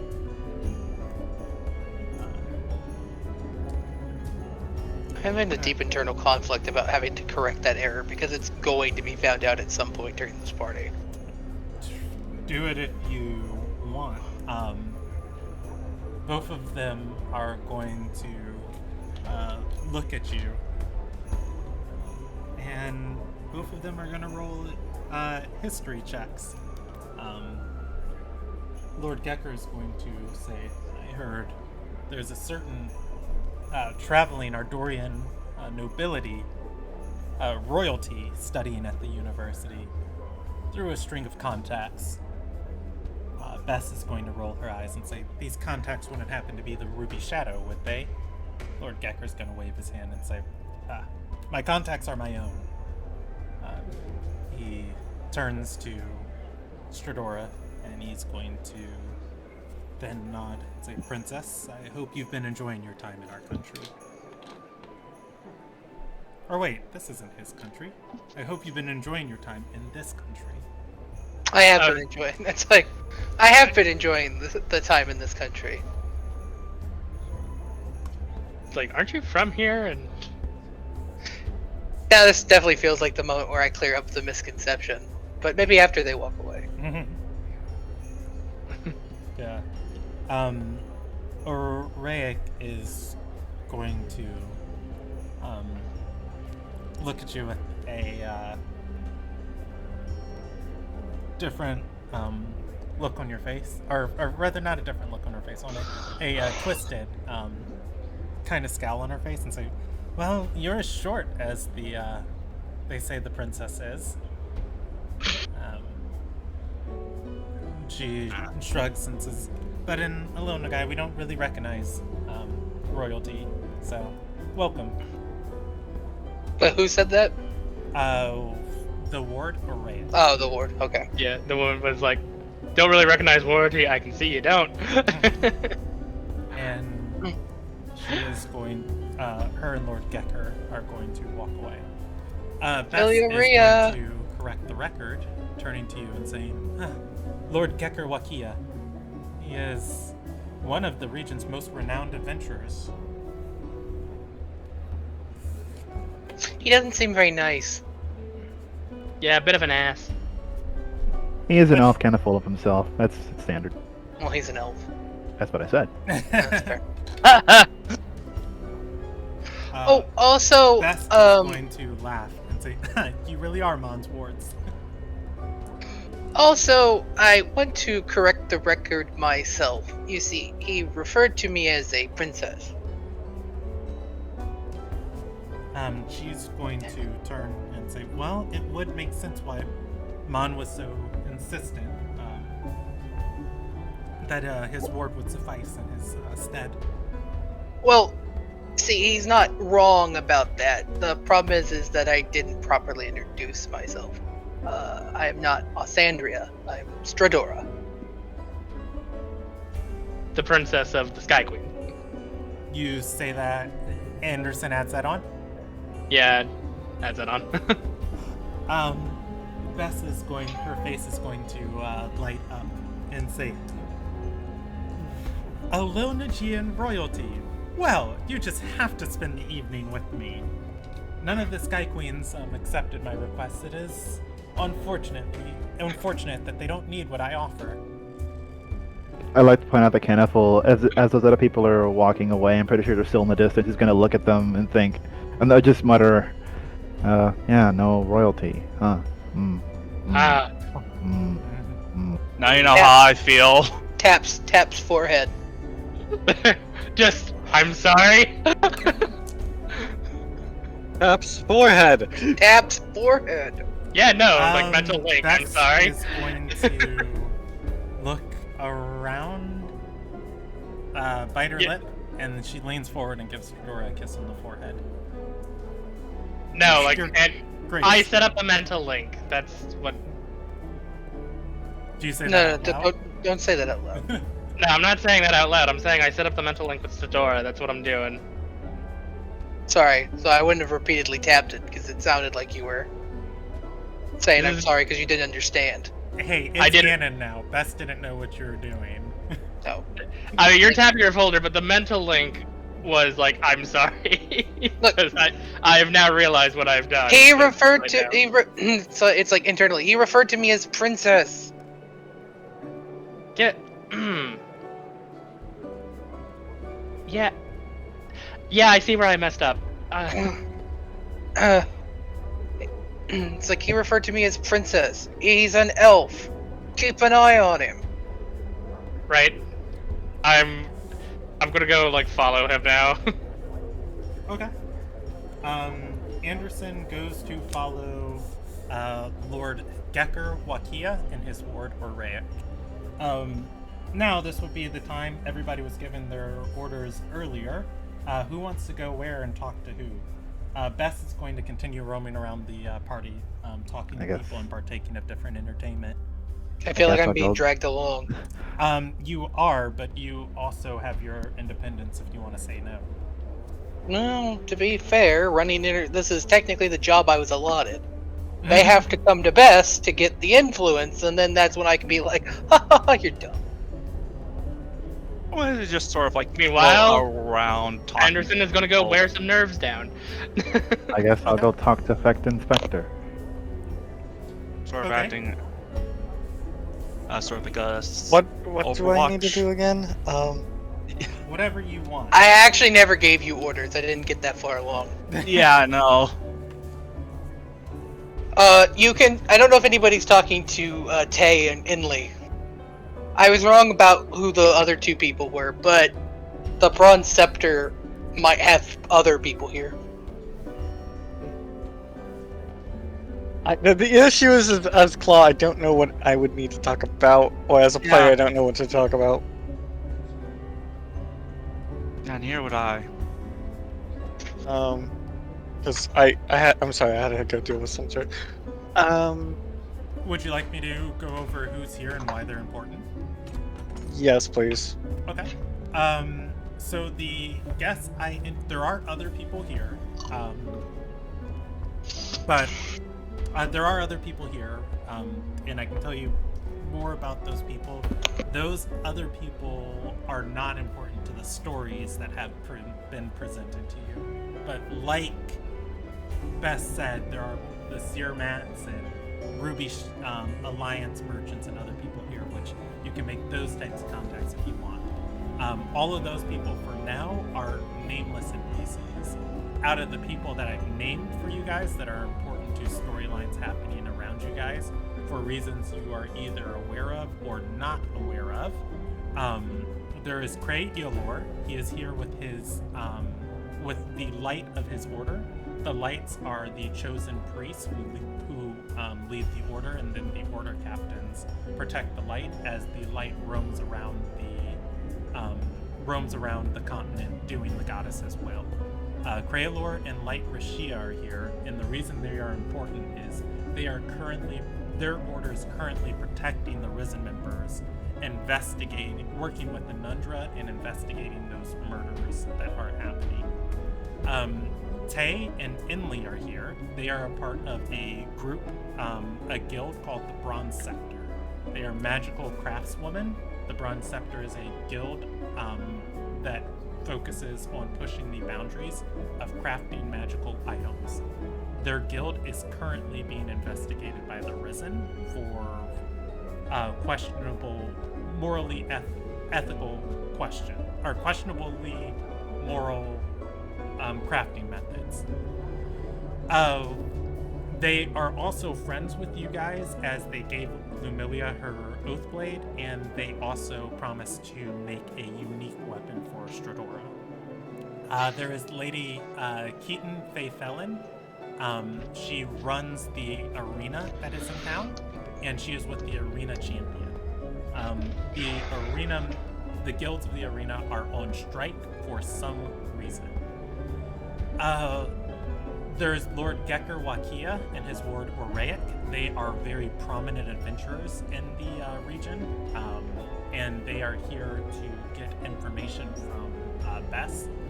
Bess has a scriptorium, which is why she is such a member of high society.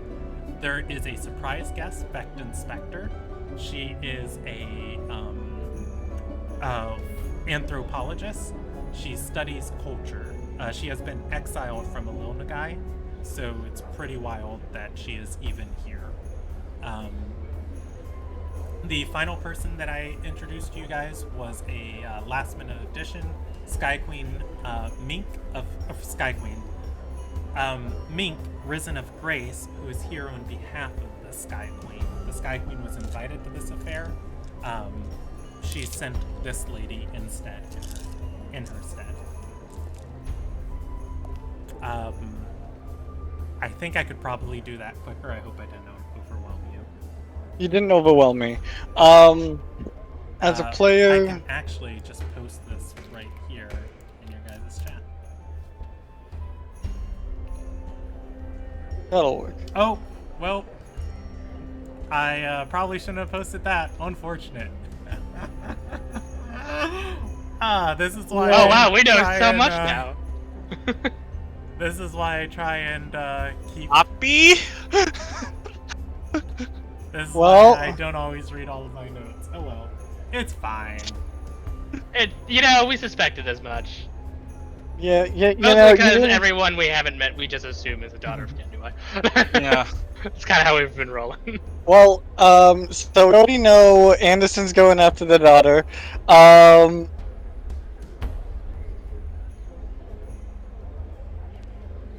guess I'll go after I don't know what would make sense for Ply. I would say either the surprise guest or Lady Keaton.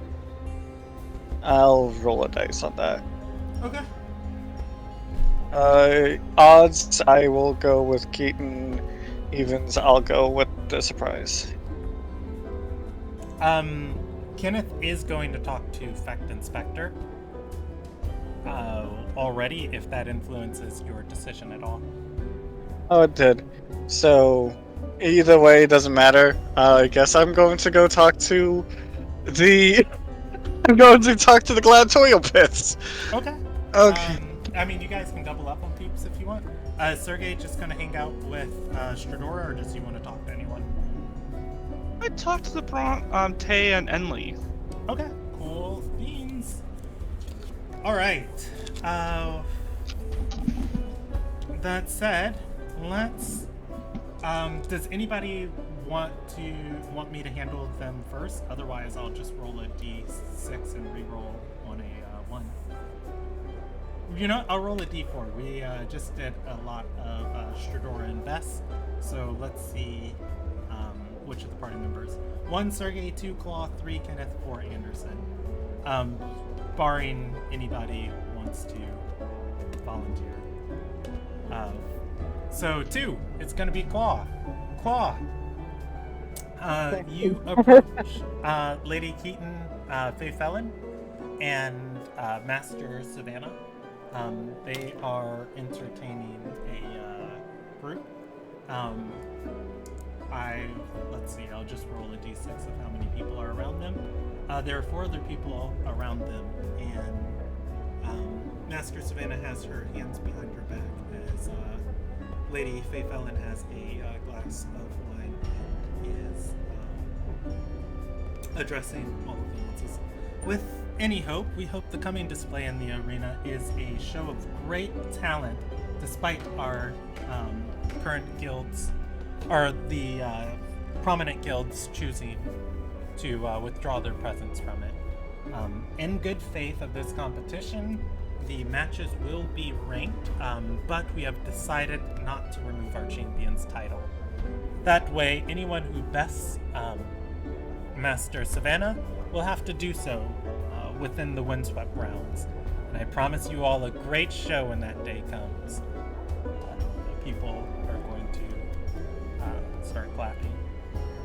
You join the circle as a few of them disperse. I'm gonna roll on how private of a moment you come into. Lady Faye Felon is going to drink from her glass. She turns to address Master Savannah. Master Savannah instead nods towards Claw. She turns her head, noticing you. She takes a quick sip from her glass and gestures for you to come closer. Says, I'll do so. I don't believe I got your name when we talked earlier. You did not. Claw Estrai. And my companions, gesturing to, right now, currently a glowing dog.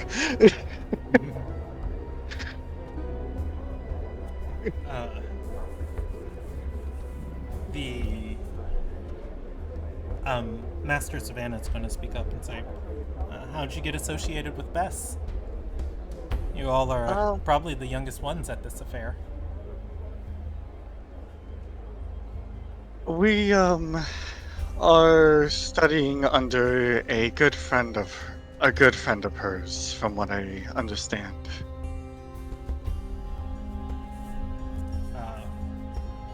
She's going to, Master Savannah's going to nod and smile at this.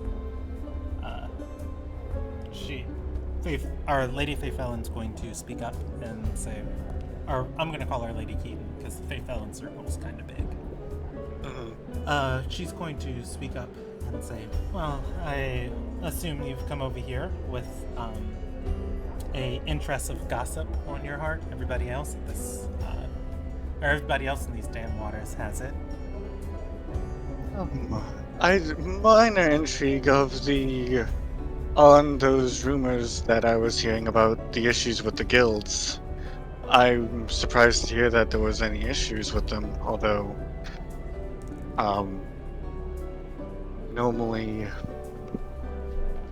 I would assume stuff like that would be a lot more cut and dry than I guess it really is. Lady Keaton's going to nod and say, you would think so. Now that I'm running things around here, I expect things to happen at the arena much more efficiently. Master Savannah is going to wince, close her eyes, open them, exhale, and say, with all due respect, Lady Keaton, you are not from these waters. You don't understand how things function inside of Sky's Reach. She exhales and says, indeed I do not. She looks at Claw and says, the rumors you've heard of the guilds striking from the arena are more than just rumors. They are only snippets of the truth. And to give you full insight, a member of a guild participating in the arena fought in the unsanctioned fighting pits honor's reach. Oh, whatever he did there, or whyever he fought, I do not care. The Feyfelon Circle will not be used to hone the skills of scoundrels or line the pockets of criminals.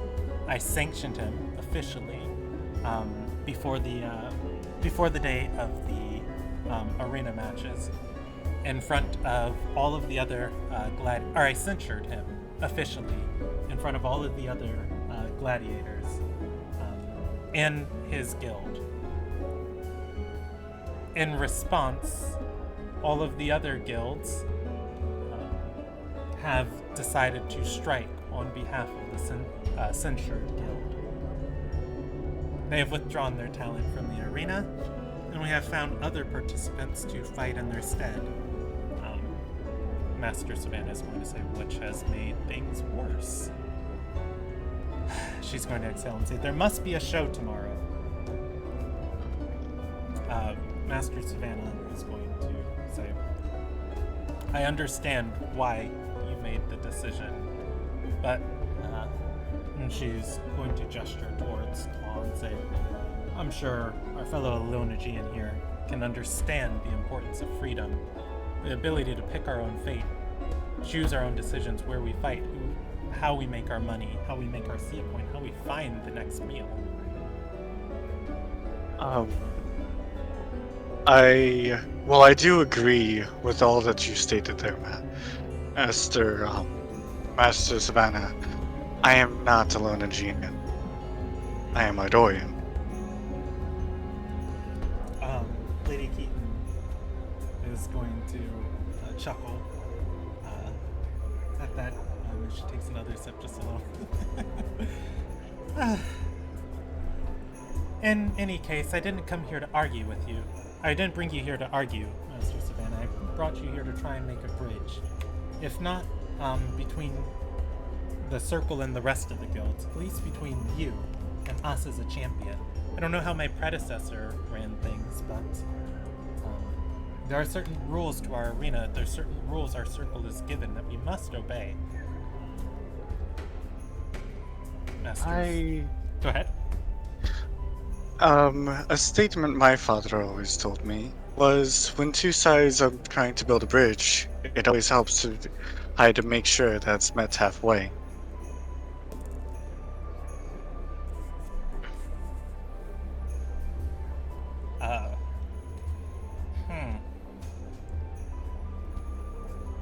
Yeah, Master Savannah is going to say there is no halfway.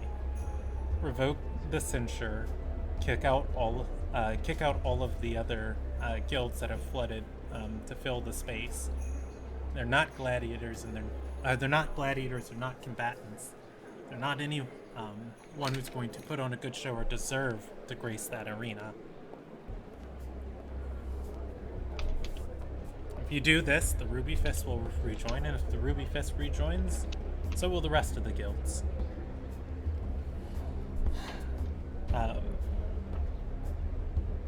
Lady Keaton is going to say, you infernal woman. You think I want to be in the Sarai Nation? I had a very comfortable place in Rion.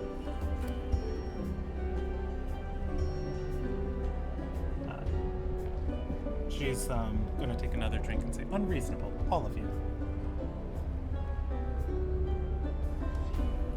As somebody walks by, she's going to then smile, wave. What exactly makes these combatants so unfit to grace the arena, Savannah, in your opinion? She's going to say each of them, they're yellow in the nose. They've never had a tough fight in their lives. The only reason there's space for them to fight in the arena is because no prominent guild will step foot in it right now. Or anybody with half a shred of self-respect.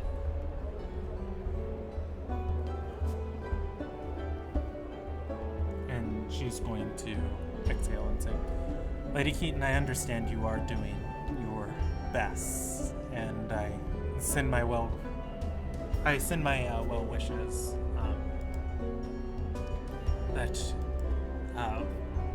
I send my well wishes to your circle, and that those of it have not met a grisly end. In any case, we can both get something we want when you're sent back to Rion. She's going to raise a glass and say, and that we can agree.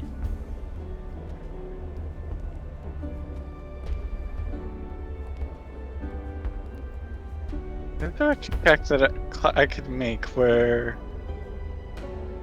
Claw could come up with something that might be a good mutual statement for both of them? Because I'll give it to you as an intelligence check, DC 10, as they just told it to you.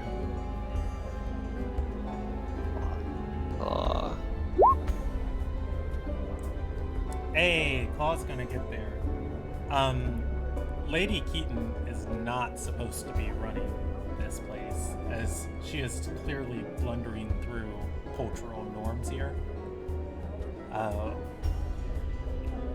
You're not certain why she's here or what she's doing running this arena, but whoever her predecessor was, it seems that both of them want them back. Maybe finding out what happened to them and getting them back would equate to some sort of resolution. what's the name of your predecessor, if I may ask?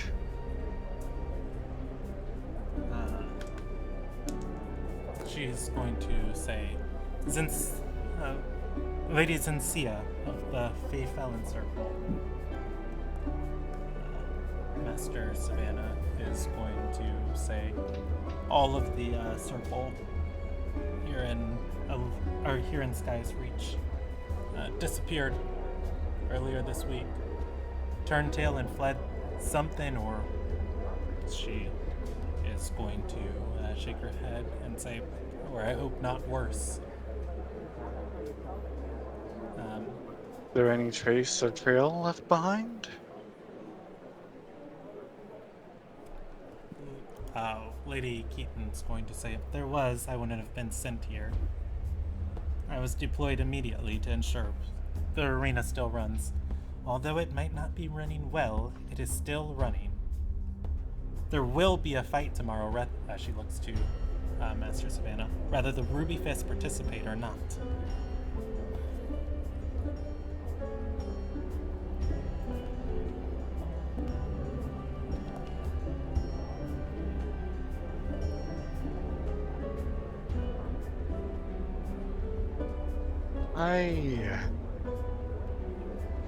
My family, do you happen to have a item from them? If you do so, perhaps scrying might not be a bad idea. After all, from my understanding, they are from your circle. Anything of their item can help out with the scrying cell. Let's see. The Dungeon Master needs to refresh himself on scrying. Dungeon Master buffering, 1 second.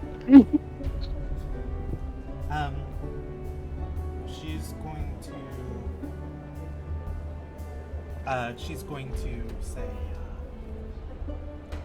all attempts at scrying have failed in a way that leads us to believe that Zencia is either deceased, or not on Ilderon anymore.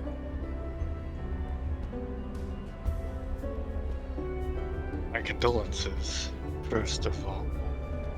Master Savannah is going to grab a glass from a nearby servant to Zencia as she drinks. Well, Claw will grab a glass as well and hold a toast. Kind of more in solidarity than to the individual. Trying to... Zencia will actually not drink. Or not Zencia. Keaton will not drink and say, until until the Risen or any of the blue contractors are able to recover a body, I won't drink to her death. I hope she'll come back and I can be free of this wonderful nation.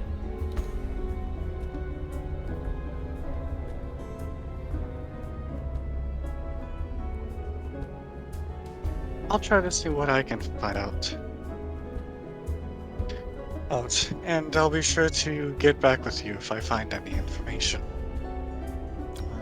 She's going to nod. Master Savannah is going to say, at Keaton's statement, she's going to say, yes, I hope that this is a once-in-a-lifetime experience for you, Keaton. At that, she drinks again. Another is going to come. They are going to see Savannah, and they are going to ask for her autograph. At which case, Savannah starts talking about some of her most spectacled matches. Claude, do you leave or do you just stay and listen? He'll leave. Okay.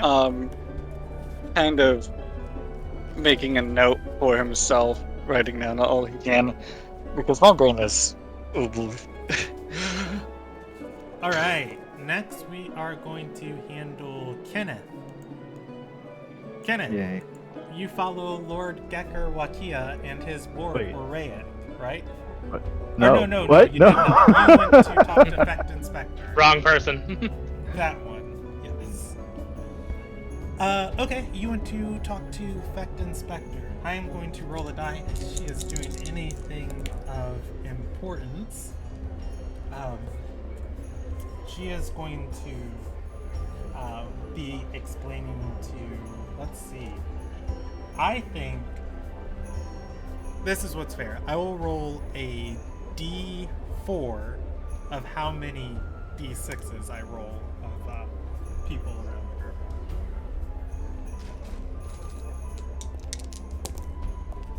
There are 6 people here that she's talking to. She says, I assure you, my pardon is authentic. Although it's only for the evening, and I have an Arcanist on call who will teleport me back to Galkin in the morning. I was just as surprised as you that I was invited here. Somebody is going to finish their drink, and as they do, Fecton's going to grab another from a servant, quickly hand it to him and say, please, keep drinking. The more you do, the better my studies. The man is going to laugh and say, studies! Kenneth, if you come without a cup in your hand, Fecton gestures for a servant. They are going to bring you a tray. There is a wine of probably five different colors of wine and different classes here. Fecton is going to say, join us. I'll just take one and say thank you. Damn it, Rob. At which point, she's going to say, alright. You are in Ardorian. She looks you up and down. Tell me if I'm wrong. So this is for you, Brandon. Mm-hmm. Kenneth is half a Lilmagian, so he looks a Lilmagian. Okay. Yeah. Now, here's the thing, though. I feel like Kenneth would have some sort of farmer's tan. As far as, still being somewhat darker on his arms, hands, and legs than his chest. No, I got you. And I'm just saying that from her perception check, she rolled a 26. Oh, Yeah. Dang! yeah, she's good. So she'll say Ardorian, I'll say, perceptive. She'll Half. gesture to the drink and say, drink. As he was taking a sip too after he said perceptive, I'm half, and then take the sip. She'll say, you're young, so you have to have a reason to be in this country. Either hard for you to get work within the caste system of Ilonagai, so you're here as a contractor, or you're here to study. She's gonna bite her lip, and I'll roll her in evens or odds. Evens, she says contractor. Odds, she says study. 15, she's gonna say you're here to study at the university. No. She is going to pick up her chalice next to her and take a sip. A couple people this are woman. going to start laughing. And she's going to say, I'm fallible just as the rest of you all are. Stop your cackling. Good try, though. Pretty close.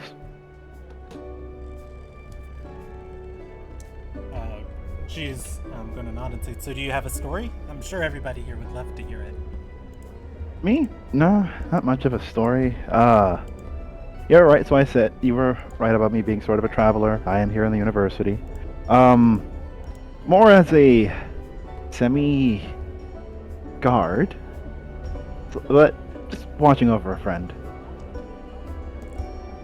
She's going to say, our Dorian friend in the university. You're here following the princess. I A said too couple people much. are going to start whispering. Another one says, I heard she's here tonight. Guy speaks up. I can either confirm or deny that. Fecton is going to say, I heard the birthday party was all the rage. Her mother beheaded a man. She did. A couple people What? are going to say, oh, share. Fecton is going to speak up and say, well, it was, I do believe, the 21st of Noble. It was a cold night in Arderserai. All of the nobility had gathered, a rebellion brewing on their hearts and minds. Why, a half dozen of them stood up and shouted, took swords out at the magnate herself at her daughter's celebration. Said that they wouldn't stand for any more of the magnate's policies, welcoming demons into their courts. A very devil sat on their council. They attacked the magnate, and she defended off all 6 of them, killing their leader and sending the rest fleeing. People are going to go, oh. She would never have to worry about such a thing here. Why, our esteemed queen has the risen to protect her.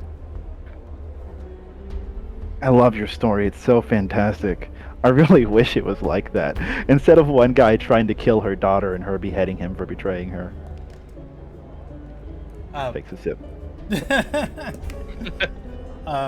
Fecton is going to look a little deflated and say, wait, what? I have it on very good authority. There were 6 of them. How would No, you one know? guy. Were you there? I have it on very good authority that it was one man. And his head was cut off. That's all I'll say.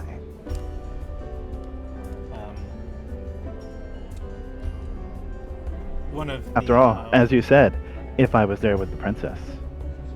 I'm sorry, sometimes it came out wrong, Brandon, sorry. As you said, if I'm associated with the princess, of course I would know. She would have said something. Fecton is going to say, I will have to adjust my recounting of the events. Maybe a compromise. 3 people. Keep it realistic. 6 people seems a bit too much to take on her own. 3 seems fine. She can hold off. 2 shows off her skills. Keep the threatening of the daughter. That way, it shows a mother's strength to protect her daughter from these people that want to attack her and threatening her. A woman's going to say, a mother's strength to protect her daughter, or a ruler's inability to keep control of their barbaric countrymen. No, mothers. Because after all, After all, there are barbarians all over the place. She's going to chuckle and say, "You'd be hard pressed to find something like that in a Luna guy." Looks, tries to find Anderson. Like literally in a torn shirt. You would be surprised. You assume barbarians are these rough and tumble people, dirty-looking, big, muscular people, but I can assure you, a barbarian can look like anybody. Just a matter of how they handle themselves. And No, I'm pretty sure I 100%, fit the description. And the group is going to roll a history check. Or, you know what? I'll give it to him as investigation. Woo! 19! Okay. They're going to say, no. Besides, we can't pretend that Skies Reach is this upstanding pillar of civilization. I was on the Underwind Thoroughfare.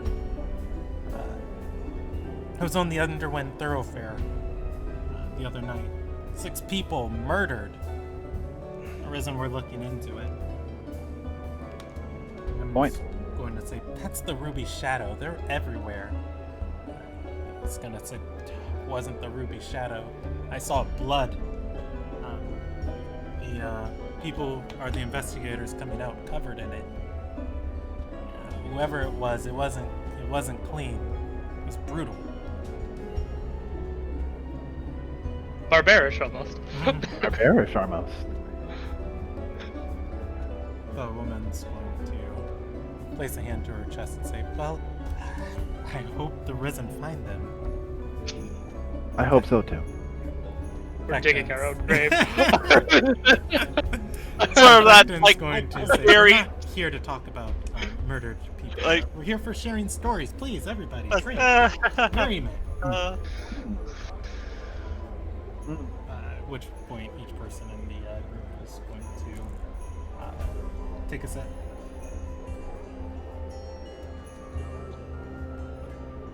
Take a step. Let's see.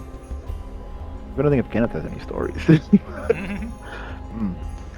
I was just thinking, I was like, she's like, oh, we're not here to talk about murdering people. Kenneth, I think most of your stories are like, and then Stradora started blasting. So anyway, we just started swinging. I'm trying to find the name. Ah, here it is. The story of Vake Calendar. Does Kenneth share that one on the cliff sides of Marbleport? God. Said and get the freaking painting.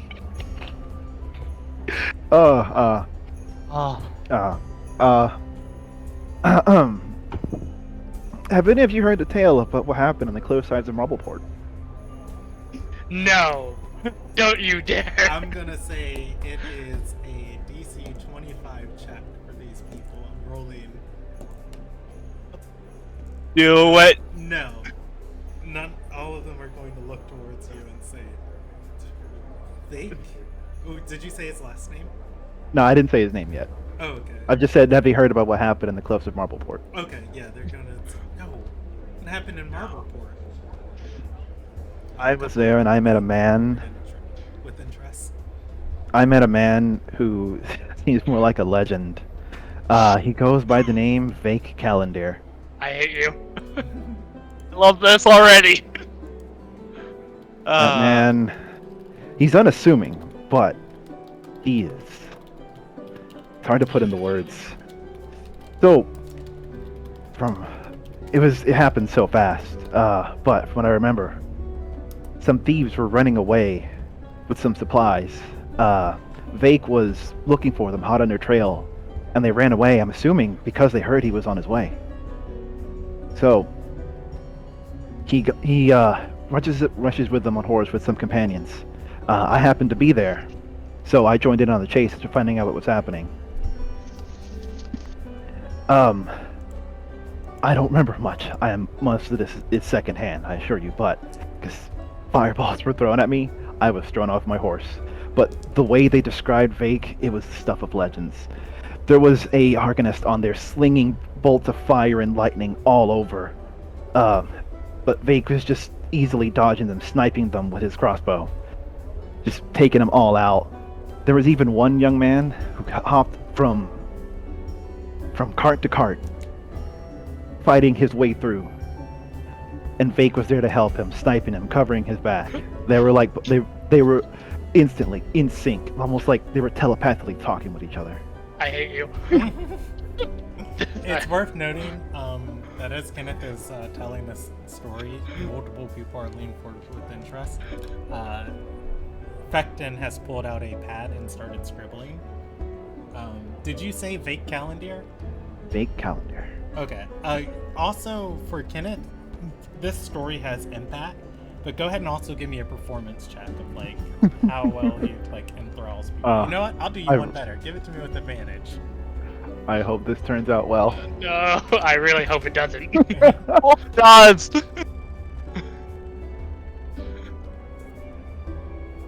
Only a 12. Okay. Yeah, I mean, Can I send an inspiration to him? he already had advantage. Damn it. Okay. Well, does as a Kenneth reroll? go on and finish the story?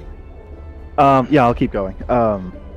So as this young man is jumping from cart to cart, fighting his way through, Fate covering his back, there was another who decided to go ahead and try to cut him off at the pass. He was able to do so, but he ended up getting run over. He apparently was a companion to the other young man jumping cart to cart. As he made his way through, he finally reached the end and fought the assumed leader of these bandits. But he was outmatched. He tried to fight, but he just couldn't deal with it. Suddenly, Vake showed up. This man just shot after shot, covering this other guy, saving his behind. Punch, arrow. They just kept going, blocking back and forth. It was like a legend. I guess it's just hard to describe, but next thing you knew, the bandit leader was subdued. Everyone was captured. There are Risen members there who can cover and give you more details, but Vake Calendar, that man, something. As you finish the story, Fecton is going to say, "Wow, that's a contractor. Wish my exile was pardoned for more than just one night. I This heard must that. meet me on the border." See if you can find him. From what I remember, he was still in Marbleport. She's going to nod and say, "I can't go to the city. I'm only allowed in Sky's Reach for the evening." In any case, a couple of people are going to chime in and say, "Calendar, that's the family name of the director. The field director." Kenneth's gonna snap his fingers. It is. If they're related, that makes much more sense. Is, It's in their blood. Those calendars. Those calendars. Heroes. Right. The Sorry. I Breaking absolutely character hate here. you. Don't worry, let's go back for Fecton's Fedora too going when they to- find out. Fecton's gonna raise a glass and say, "To the Sky Oh, Queen's does he good shout fortune this? and the Sky Queen's good appointments. May her grace Right. continue to lead us, or you all." Here. Everybody drinks. You know what, Kenneth? This stuff is powerful. Give me a Constitution save. I'm gonna say Oh, boy. you've only been drinking a little bit. DC 12 against tipsy. Constitution. There we are. Oh shit! I forgot to You go didn't have to. advantage. It's a Yeah, two. I forgot. Yeah, Kenneth, you are feeling the effects of this alcohol. I'm a lightweight. You're a lightweight, or Bess is giving you guys the good. In any case, Por que no los dos? was Por there que no anything los else you dos? wanted to say to Fecton? Not too much. I'll just listen here to people regale tales. I'm kind of buzzed now, so I forgot what I was here for. One.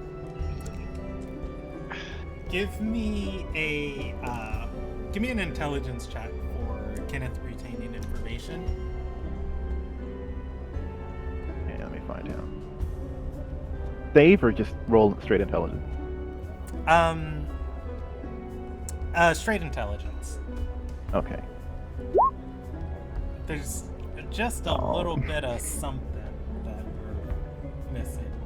I wish you had said a little bit of save. something that, like, intelligence as an ability is missing. Like, we got history for things you know, but, like, I guess inferring is insight of trying to put things together. I don't know. Maybe I should have did it as insight, but it's fine as intelligence.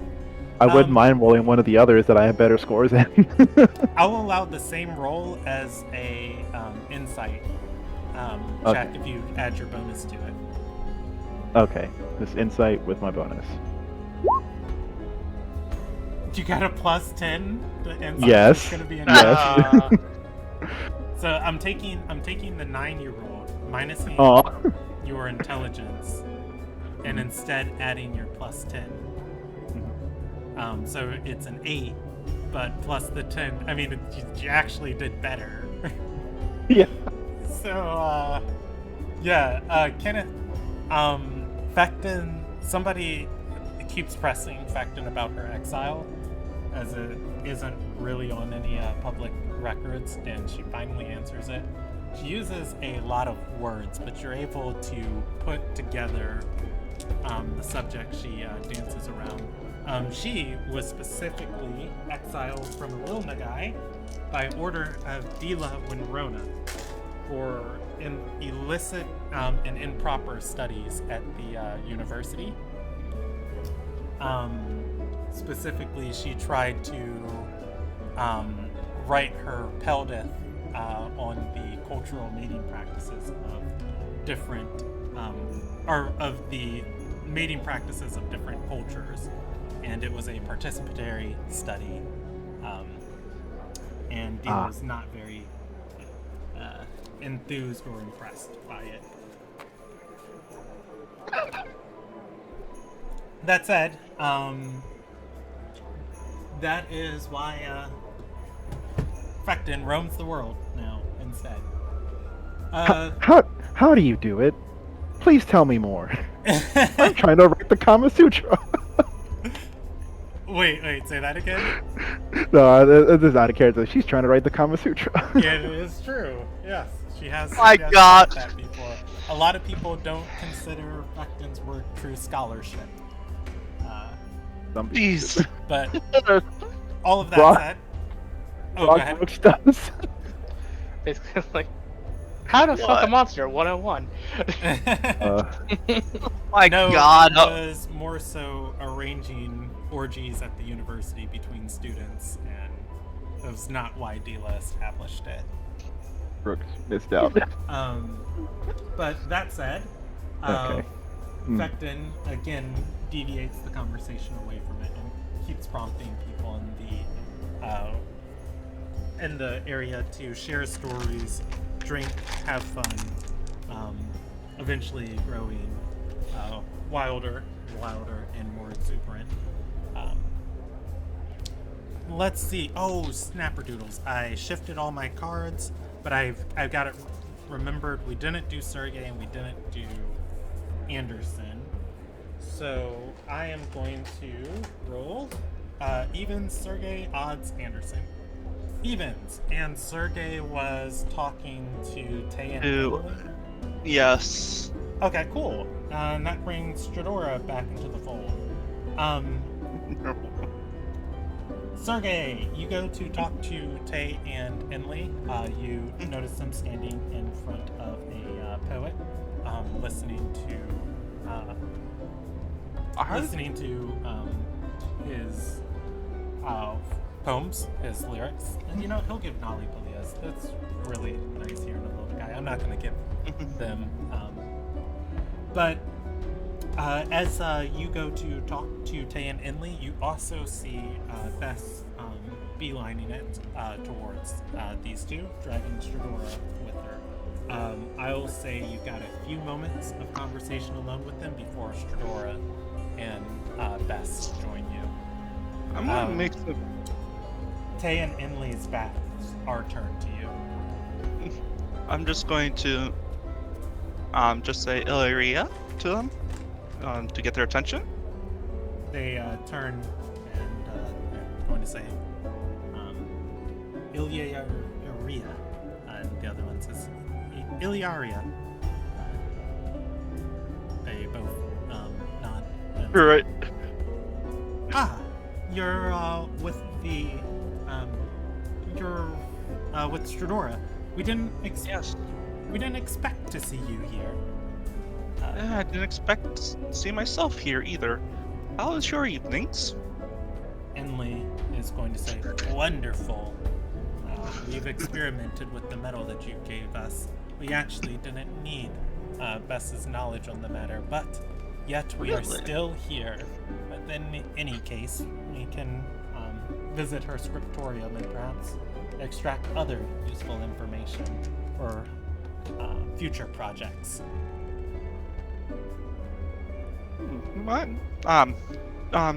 I actually have a family member who's into the trade. May it be possible to purchase the notes you gained from such activity? Well, from this as sort of a birthday gift. Enley is going to say, Bess makes people sign proprietary contracts. The knowledge we extract we can use, but we cannot share. Fair enough. Enley, Arte is going to say, well, we could share it.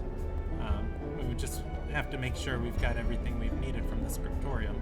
And maybe the Bronze Scepter would be sued for all they're worth, but she shrugs. At that point, would it really be our fault? Or would it really be our concern? A big smile grows across her face. Enley starts laughing. You're clearly referencing the... this is all out of character. They're referencing to why they're being investigated, aren't they? No, I think they're just basically insinuating. Yeah. I think. Go ahead.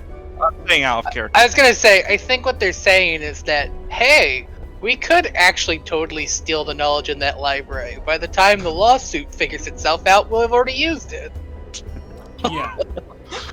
You Oh guys my- players are aware that Tay and Enley do not like the rest of their guild. Their guild is under new management, and they don't agree with the direction it's taken.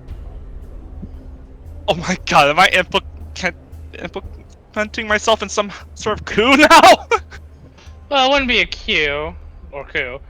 At this point, Stradora and Bess Quo are going to join. Bess joins the conversation with Stradora on her arms, and she's going to say, emissaries of the Bronze Scepter, I have to introduce you to somebody. Allow me to introduce Princess Stradora Drake Calendir. I just want to give that, like... Oh. Not you again. Look. At Bess. No, at me. Oh, at Stradora. Okay. Yeah, at Stradora. Like, shit. Tay and Enley are going to say, or Enley's going to say, we have a contract with her. It's true. They're making me a hammer. Bess is going to bite her lip and say, well, I thought that would sure to draw a smile from the both of you. Are you enjoying the entertainment? They're going to nod, Enley saying, it's quite nice. Tell me, when do we get to draw our contract for the scriptorium? Bess is going to say, at the end of the evening. Enley, or Tay, is going to speak up and say, I heard you used to fight in the director's. I heard you used to fight in the director's forces. It's strange that Ilonagai has a standing military now outside of the Sun Yet. Bess is going to say, did you come here for only the scriptorium and chasing curiosity? Or that's Enley's voice. Bess is going to say, did you come here only for the scriptorium and chasing curiosity? And You Tay's served with my going mom? to straight up. Straighten up. You asked that of Bess? Yeah. Or who said who served with the director's forces? Tay said Bess served with the director's Yeah, forces. then yes.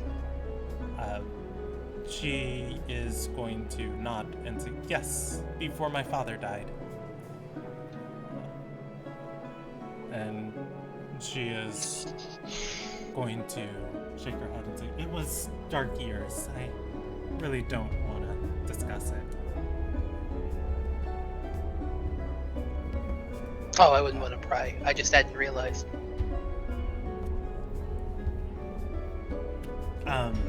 It really just seems like everyone's just trying to get into the library. Yeah. Enley is going to say, the council thinks that you worked so hard to collect a scriptorium to break some sort of fey deal. It happened in the Alyan Forest, didn't it? Bess is going to stomp her cane to the ground and say, ladies, again, I said I don't want to talk about it. If you wish for access to the scriptorium, I will grant it to you. Of course, under the certain contracts. Under the certain contracts that you've already agreed to. When you review them and you sign them at the end of the evening, an hour each for each of you to pour over the works that I've collected. What how does the contracts work? Is it just for the time? Do you agree to certain information? She is going to nod and say, I provide a special parchment. It dissolves in a day's time. It is enchanted so that whoever looks at, or only those who have signed the contract can see it. You have a limited amount, and you have a limited amount of time. You can copy what information you wish. You can try what you wish, or you can experiment with what you wish, and in a day's time, it dissipates. My father's work was not for the entire world to use. Why? I've thought about selling it, but it was his dying wish for it to be buried. Or I've thought about selling it and giving it away to a museum, but it's his dying wish for it all to be buried. I make a living just by giving away tiny pieces of it at a time. So real quick, I apologize, Damien, just go. Is it so basically it's like you have like an hour, X amount of time, just. Yeah, you have a certain amount of time and a certain amount of dissolving parchment. It degrades over time, so whatever you copy. Okay. So you don't really have to like state like, oh, I'm here to research this. I mean, or that it's not binding. Yeah. What you're trying to research per se. She is going to nod and say,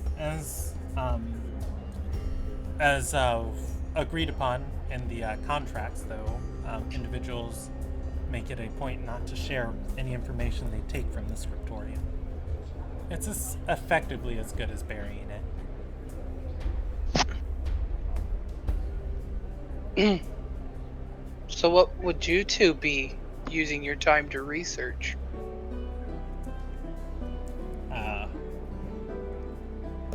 Tay and Inley are going to speak up.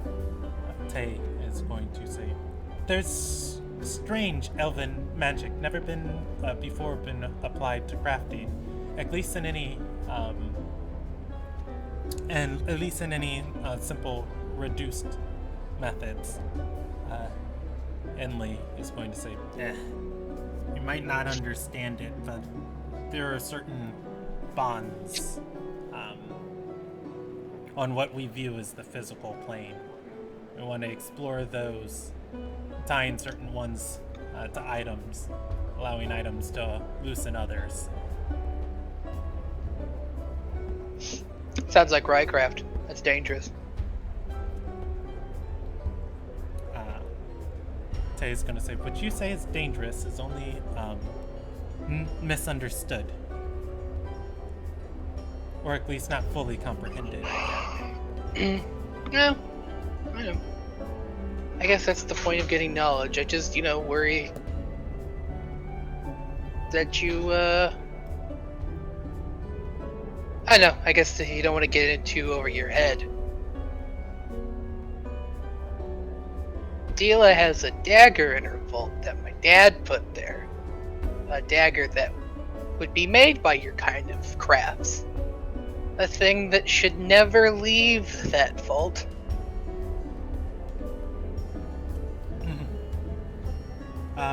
Do they know of it? They'll roll history checks. I'll also roll a history check just because oh yeah, I don't Sergey know. is here. Oh, I forgot you were here. Oh my god. I'm not trying to be mean. I legitimately forgot you were there.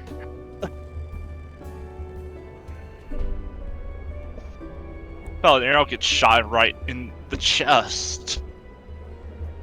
You get shot, you wait a bit, the adrenaline's going high, and then when it comes down, you're like, oh, I forgot that was there. Alright. 13. Sergey does not know of it, but I remember what we're rolling for now, and Tay actually does. Tay is going to say, yes, the Ardorian dagger that killed a magnate. Not an easy thing to do, killing a magnate. Enlil is going to say, their skills are grossly exaggerated. Magnates are just people. People are good with swords, but just people.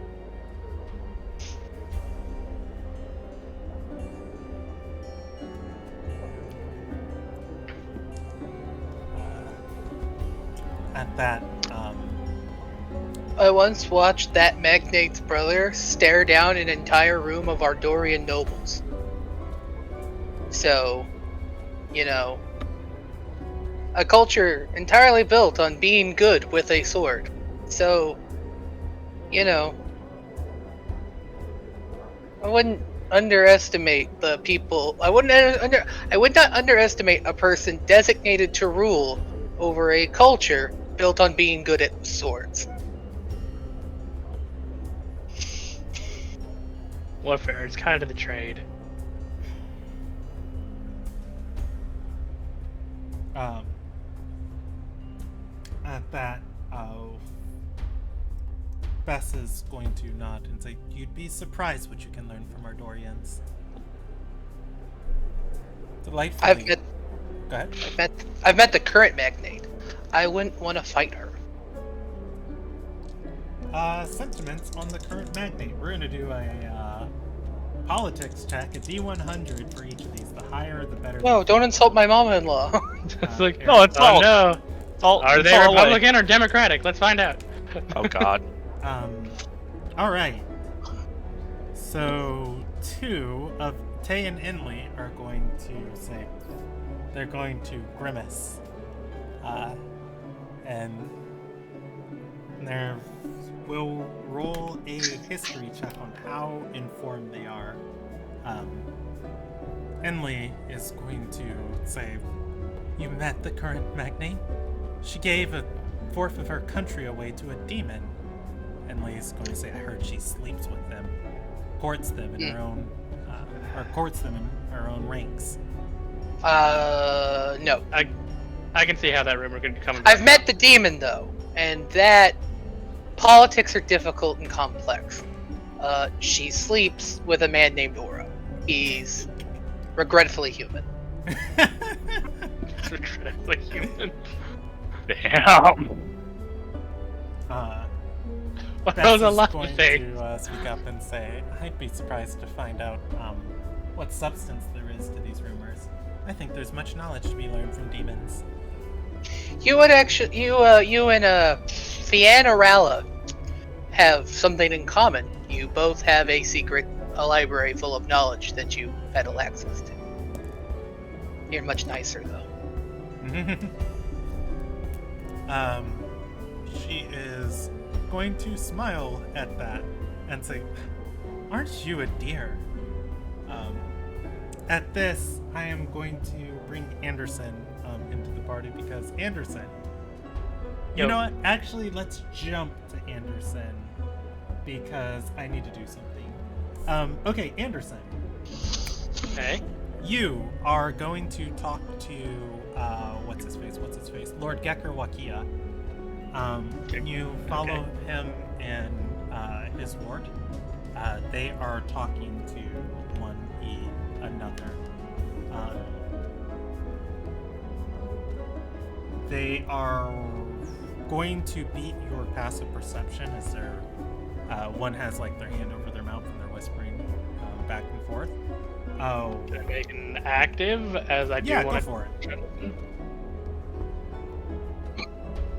Big money, big money, big money, big money. Oh, that's lower. Yeah. Unfortunate. Eventually, you join them, and they're going to perk up and say, "Did they meet you? Did they get your name?" He's gonna just roll a history check. Does he bother to remember? And he's going to say, "You were with the princess. Did you give him his name because he would remember?" I did not specifically give him my name. No, yeah, you guys didn't. We were just doing introductions with the host. Yeah. And I don't know if he was with us during that. No, he was not. He'll tap a rag to straighten up. She will, and put her hands behind her back. Lord Gekker will say, "Oh, I hope you're enjoying this evening. Sarai activities are fleeting, but entertaining." It's different than what I'm used to. Last party I went to, several people died. He is going to nod and say, "That is one of the things I love the most about your lands, and why I choose to travel them. The faces change so often. Every visit, it's a different experience. Death, it is a thing very common in Cedel." Especially recently, our lands are very close to death. With the giant gaping portal and everything. Oraic is going to step forward and say, "Lord Rikia."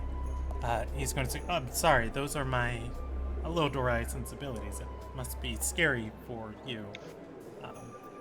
Oraic is going to say, "I'm sorry about him. We're usually on our own." It's fine. Anderson and this dude just vibing like, yeah, people die. I was like, no, people die. I get it. There's something about the rush between living the edge. That's why I came here as a contractor. He's gonna nod and say, "I'll only meet my end if my skill should fail me and my opponent gets the best of me. But you walk towards a finality. There's respect to that, something that looms over you permanently, and yet you still pursue your lives. I admire that." The bridge will take me when the bridge is ready. In the meantime, I will continue to test myself against the others. Oraic is going to put her hand over her face and say, "How did I get invited to this place and get stuck with the two weirdest people here?" You have no idea. Just read Sergei's mind. He's going to nod to Anderson and say, "Well, if you would excuse me, I have business to attend to with Bess." I don't mean to pry. Can I ask what business you're here for? Persuasion, he's- maybe? Yeah, he'll look at Striking you a... and say, "I'm gonna need a good reason." You can roll a persuasion check and give him a reason why he should share it with you. Before you go, or before you give your reason, I'm gonna give you an insight check for free. Oh, okay.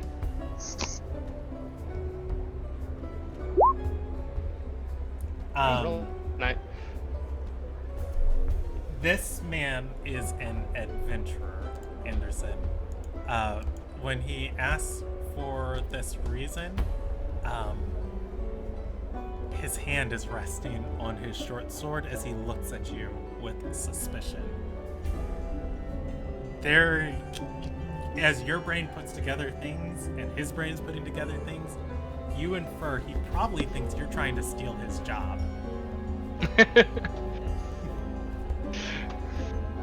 Nah. You know, just really interested. You know, it's not often I meet a like-minded person as myself. Last job I had, I was on a bunch of carts. Got to drive one off of cliff, dropped that guy, jumped onto another cart, and took out another. Lots of fun. Little one, do you have any dealings with the Shadow? I'm going to need you to be very clear with me. Not that I'm aware of, though I've heard of him. He's going to relax his hand and say, we're looking into ruins in the north, in the Shattered Lands. Some recent discoveries are having trouble dating some of the findings. Different arcanists with different theories of different eras that they came from. In any case, Bess has spent a lot of time in northern Illuminagai. She worked meticulously to collect her scriptorium. I think she might have knowledge that might aid us on this. If we can bring the knowledge to the Arcanists up there first, we get paid first.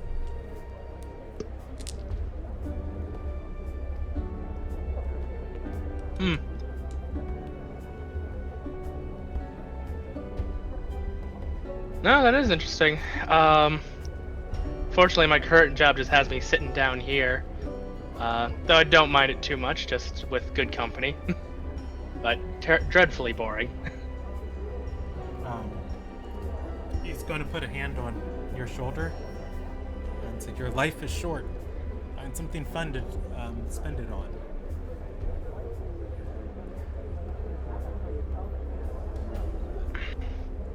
He's going to say, Arraic. He nods his head. He turns to Anderson and says, enjoy the rest of your life. He turns. And she's going to pause and say, he means evening. Nah, it's fine. May yours be filled with glory. I'll turn and walk away, looking for Stadora. Okay, well, it's funny that you say that, because he is beelining straight towards Bess, who is talking with Stadora, Sergei, Tay, and Minley. I won't go all the way. Maybe I'll find a drink, but I want to mind link Stadora. Okay. Just kind of share what I found out. Do you want to do that out of character, or just... I'll do that out of character of just like... Okay. As I'm just like taking a drink, but I'm like close by. Okay. Can you go relay ahead. the details? Hmm? Can you relay the things that you learned? Yeah, how he's looking for the runes. Names escape me so easily, like up north. Oh, yeah, so Yeah. incidentally, if you explain kind of the whole runes, weird. It's also hard to date, and I'm like, oh, you're having issues with things seemingly being out of place of time, Mr. Mortland. If I can convey an angry tone through our mind link, there's angry tone through your mind link. I went from the doghouse. For Stradora and Sergei, Lord Gekker Wakia and Arraic join your circle. Lord Wakia is going to speak up first, bowing and saying, if I may interrupt, Lady Quo, he looks up to Bess and says, I fear that I was not at my most charismatic earlier. I've understand that I was not speaking your language. As you were right, this is a celebration, and I've done nothing to contribute to that. My ward and I were talking, and this is not an event for me. I assure you, though, that I am here on behalf of business, and I will leave her to enjoy the rest of it. But perhaps I have offerings upon which I can give you. Araic is going to move her satchel. And she pulls out several rolled up pieces of canvas, handing them to Bess. She unrolls a few and says, I heard you are a purveyor of fine arts. These are some of the finest depictions that my ward was able to make of our travels. Some of the wondrous sights that we've seen. Bess's mouth is going to open a little bit. And I offer you something even greater. Bess begins to smile and says, Oh, God. upon which she's going to say, her service. I can assure you of her discreetness, her ability to tackle any task you put in front of her. She was quite the find for me out on the road. And in return for expedient business, she will be all yours for the duration of the month. Wait, what? Bess is going to bite her lips and says, she drew these? Araic is going to nod. She's going to say, what other training do you have? She's going to say, mastery of history, ma'am. I also have comparable skills to an Arcanist attribution, although I never did attend a university. Bess is going to say, why not? She's going to shake her head and say, I lived way too far away. Family was never had the funds to send me on travels into the city. I studied on my own. How do we discredit her? Bess is going That? to tap her fingers and say, I'll consider it. You studied on your own, like tinkering in a shack. She is going to say, I learned much from those who traveled in to my village. I had a basic understanding of magic I was able to figure out, but every now and then an Arcanist would point me in a better direction.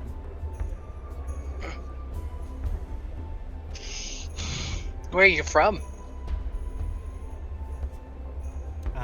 She is going to say,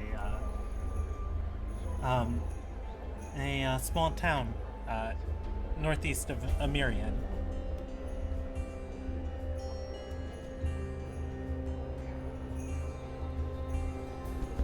Henley is, or rather, Bess is going to say it doesn't have a name. She's going to shake her head and say, not one you would know.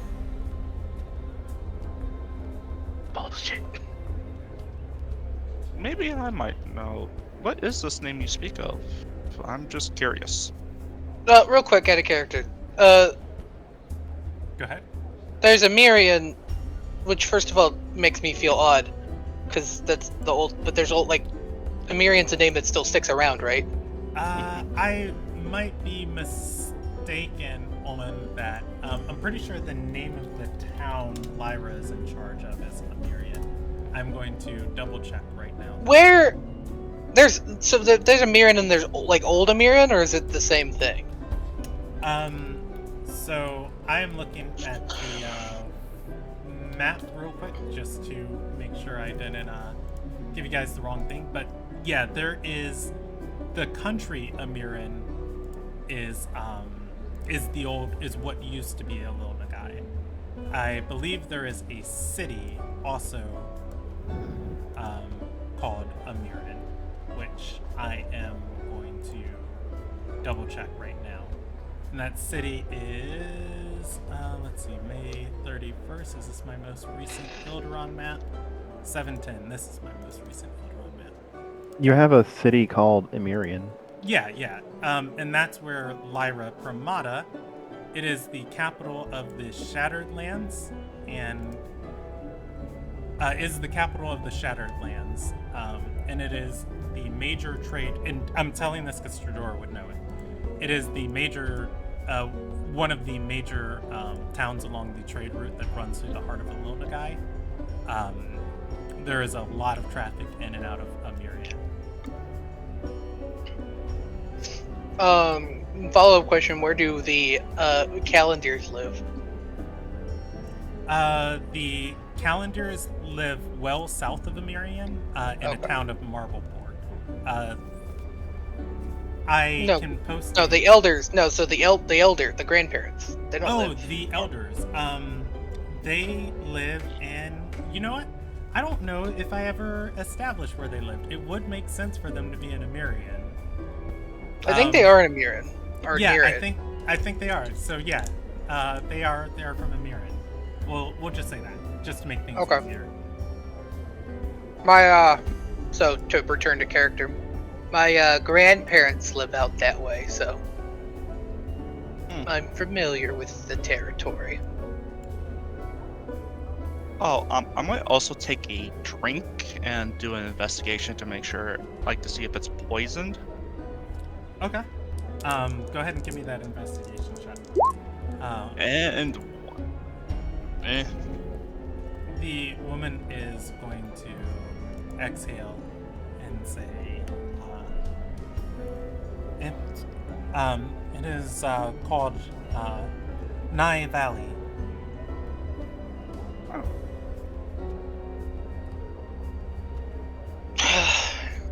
I guess I'll give a history check. See if I've heard of the place. Yeah, I should also probably do a history check. Nope. I don't know shit. Let me think real quick what DC I'm gonna put it on for Sergey. Yeah. See, the hard thing is you already rolled, and I don't want that to influence my decision. I'm gonna say hard, and that you don't get a 13. Okay, I'll fair give enough. it to Bess, and Bess is going to roll a 2, and at which point she's going to say, "Yeah, you're right. I've never heard of it." And Araic's going to say, "As I said, it's out of the way." Still a little weird that you wouldn't just come out and say it. I mean, what, are you ashamed of where you're from? Not everybody can be from, Marbleport or Ard or Sarai or, name a big town. She's gonna say Sky's Reach. Art. Touche. But no, that just kind of makes me think of the Brooklyn Nine-Nine meme, just like, I'm a nerd. It's just like, really? It's like, I play Dungeons and Dragons. Like, name one thing in Dungeons and Dragons. Dragons and Dungeons. It's like, that's on me. I set the bar too low. Yeah.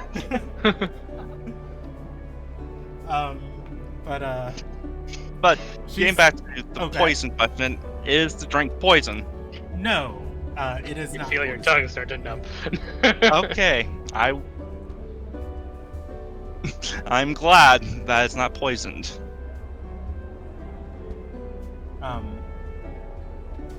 Bess is going to put a hand forward and say, "Well, you can consider yourself employed then. Stick close for the evening, and I want you to see what contracts we draw up and we make. As people are often chomping at the bits to get to my father's knowledge." Out of character. Do we? Hear me out. We Go ahead. changed the plan to murder. Murder. And Wait, would I'm almost on board because we've clearly failed at this task. Lord Gecker is going to say, and we can expedite our business. She's going to nod and say, "I have risen members on reserve in the back of the room. take Oraic, and you two can draw up the contracts with them, and she'll serve as my intermediary. Lord Gecker is going to nod and say thank you, and again, thank you for the invite. I'm sorry for my lack of charisma earlier. At which point she's going to shake her head and say, well, and Lord Gecker is going to walk off. She's going to say, well, there goes one of my guests for the evening. I thought having a prominent Elodorai here would inspire courage, awe, even excitement. That's okay. I have told the tale of Bait Calendar. Does he hear from a distance? You did what? It's gonna be great when Anderson hears people talking. Oh, Strador's basically just gonna sit there and rub her hand on her face. I wish I could get drunk. I borrow that drink you have. Can I borrow your water skin? All right. I'm going to. We failed, and we failed hard. I'm going to truncate the rest of this roleplay. I will give you guys one more opportunity. Your goal was to run off unsavory people who were prying at the bits for Bess's knowledge. Tay and Inley were two people that wanted the knowledge, but they no longer need it. Which probably means your targets were Gecker and Oraic. All four of the individuals are still here at the party. Is there anybody, or is there anything you guys want to do to try and run them off before I go through the rest of the night, which is dinner, laughing, talking, seeing more entertainment? I mean, short of pulling out my axe and embedding it in the back of one's head, not really. Cap's forehead. Sure. Mental link. Take my water skin. Poison Bess. That might not be a bad idea. Okay. Wait. I'll come up and do like the side Wait, pass. what's your stealth, Anderson? I really just got to rely on I'm not invisibility. gonna allow that transfer of information because this is a conversation between Sergey. Between those not two. Sergey, yeah, Alright. Yeah. Yeah, I mean, you're not involved, but really, it's not a matter of my stealth. It's more of I'm just gonna heavily rely on invisibility. Okay. As I take a water, as I come up and just like take the water skin, or I don't know if you want to like see. I mean, you could just like Try to act hand casual, pack and it. I could just kind of give it to you. Yeah, no, just come up and talk. Grab your water skin. Some offhand comment about like I'll go refill it for you. I'm gonna go to the bathroom. Cast invisibility. Okay. Which would be her spot? Do I know? Like, are they assigned seating, or is it like kind of buffet style? For Bess, yeah, I would say it's man, an affair like this, no, it's buffet style, but servants are bringing food to people. So yeah, I would say she does have an assigned seat. There is definitely a head table, and I would say most of the people I introduced are sitting at this head table by the time dinner is served. Is that when you're going to make your plan to poison her? I was going to like see if I could poison her a little before everyone got settled, just because it would make things easier for me. Okay. Because like it would be weird if like you're just sitting down and all of a sudden you just hear like pouring water like from nowhere. I am going to roll you a check. The table is set where Bess would be sitting. It is unlikely that there's anything in their cups right now, but this is a fancy affair. There might be like a cup of water also here or something like that. Is the poison I have colored? Or is it the clear? Poison you have colored. Okay, lots of checks. Is it clear? I'll give you a 60% chance on that. 1 through 60, it is clear. No, I'm going to give you an 80% chance on that, because this is ingested poison, and it's easier if people can't detect it. So 61, it is clear. Next, I'm going to say, is there a filled cup on the table at Bess's seat you can pour this into? I am going to say 40% on that. 1 through 40, yes. Higher than 40, no. 1, literally 1. Yes. All of them are filled. There is a cup. Now, when you are invisible, you cannot be seen, but you are not instantly unnoticeable. You still Yeah, like I can still be heard.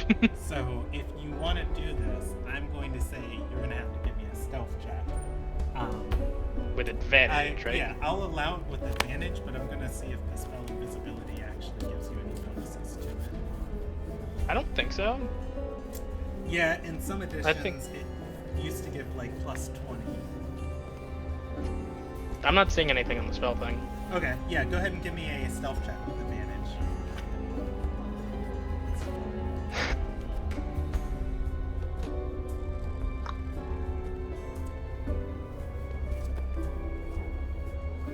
As soon as I can find my Believe. stealth.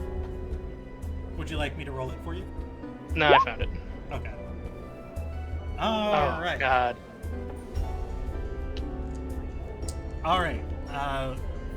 I'm going to say anybody trying to notice you is going to have to roll active, as you are invisible and there's lots of stuff going on here. So that's the decision to pour it in Bess's cup. Yeah. What? And our partners. Hedge bets. Oh, wait, no, he left. Yeah, no, just bets. Or just her cup. Okay, so the person you're poisoning is the person throwing the affair. Best Flow is throwing the affair. You're not poisoning Araya. You're poisoning Best. Oh, I thought I was poisoning Araya. No, you're poisoning Bez. No, Rob told you to poison Bess. You are poisoning did. the right person. You thought the right person's the wrong person. Yeah, no. I am correct. I mean, You are I'll doing trust the right Fedora's thing judgment. accidentally. It would be so Anderson to poison the wrong person. It would be. No, it's just like, you know what? Just no one drink the drinks. I'm just gonna hedge bets. I poisoned all of them. No. It's just like you just walk back up to Shador and it's like, don't worry, I poisoned. It's literally her. Crunk. It's just Crunk. I Like- don't know which one's which. Don't drink. Don't drink poison. the water. No. Alright. No, if I have a solid idea of like who's drinking who, it's like yes, I will target the one that Stadora told me to because I trust Stadora.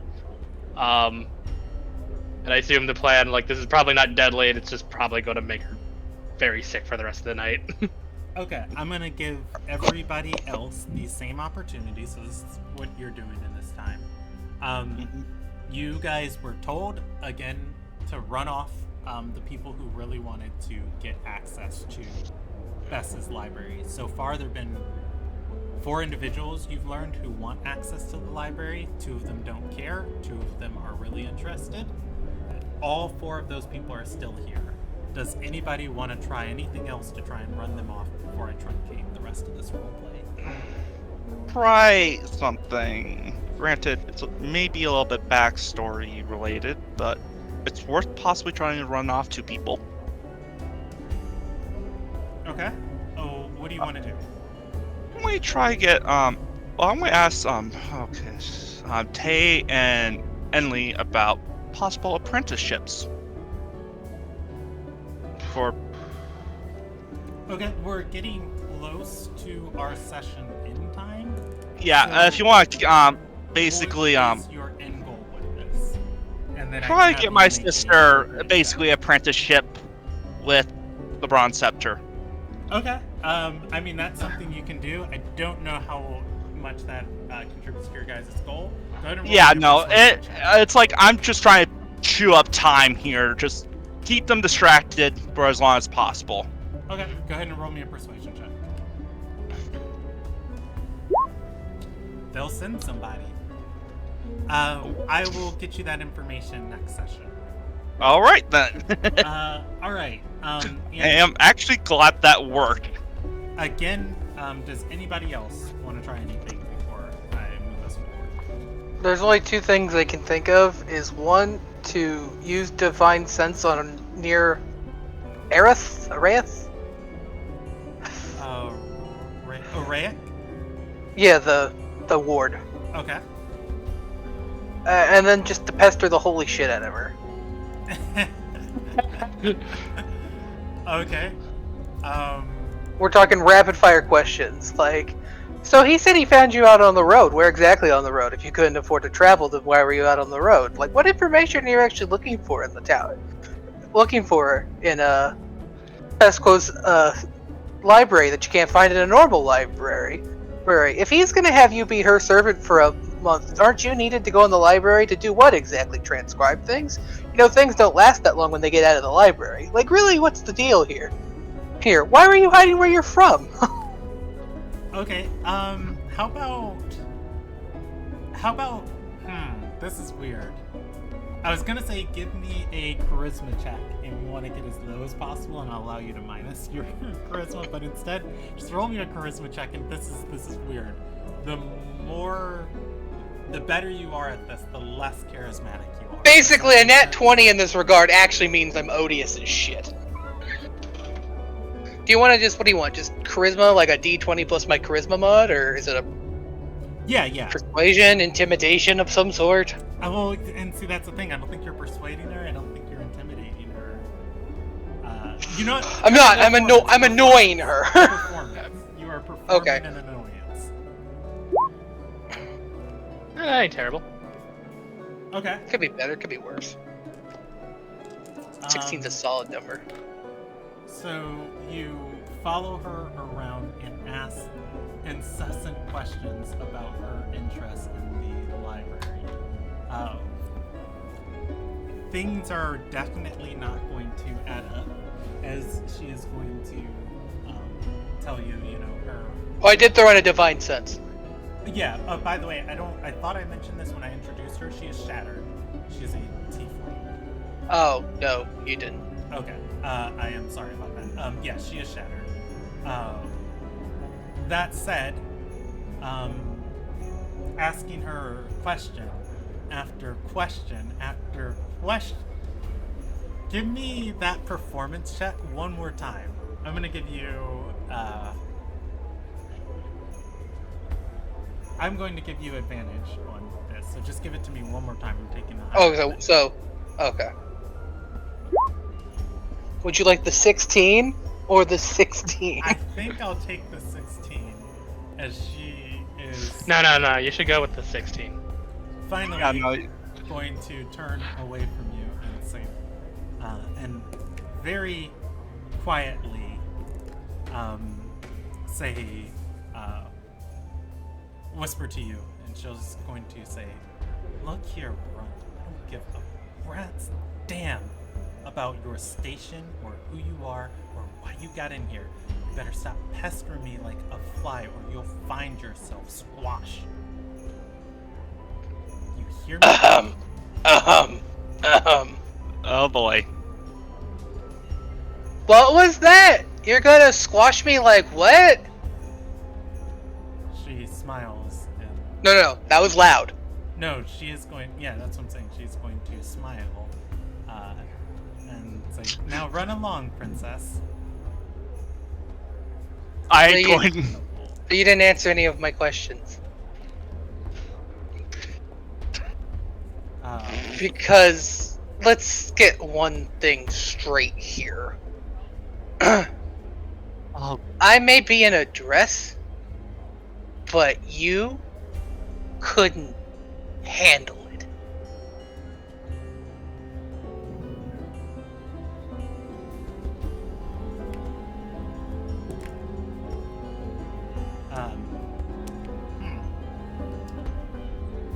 She's going to.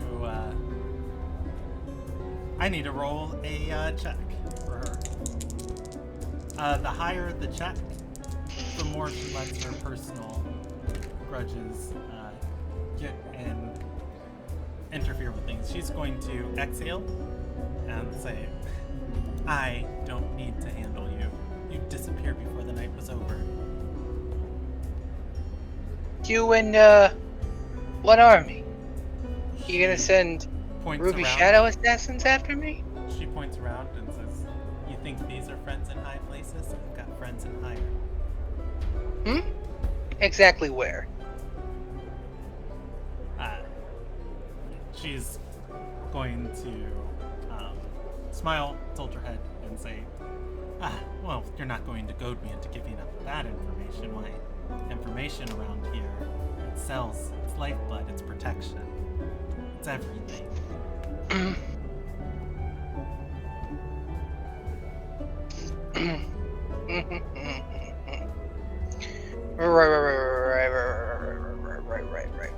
Right. But see, the funny thing is that, you have to buy the information.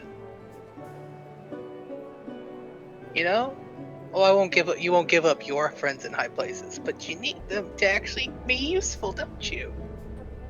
I'm useful all the time.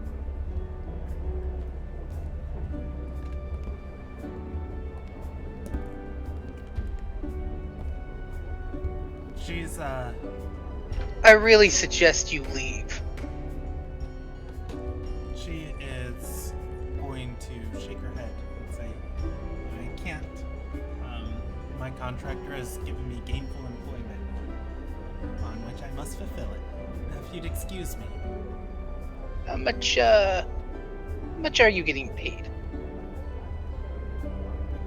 Nice. She is going to look you over and say, you can't pay me what I'm getting paid. Try me.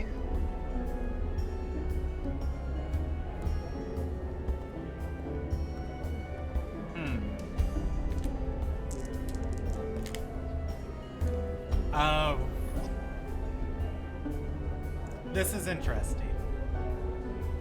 She is going to lean down and whisper into Stradora's ears.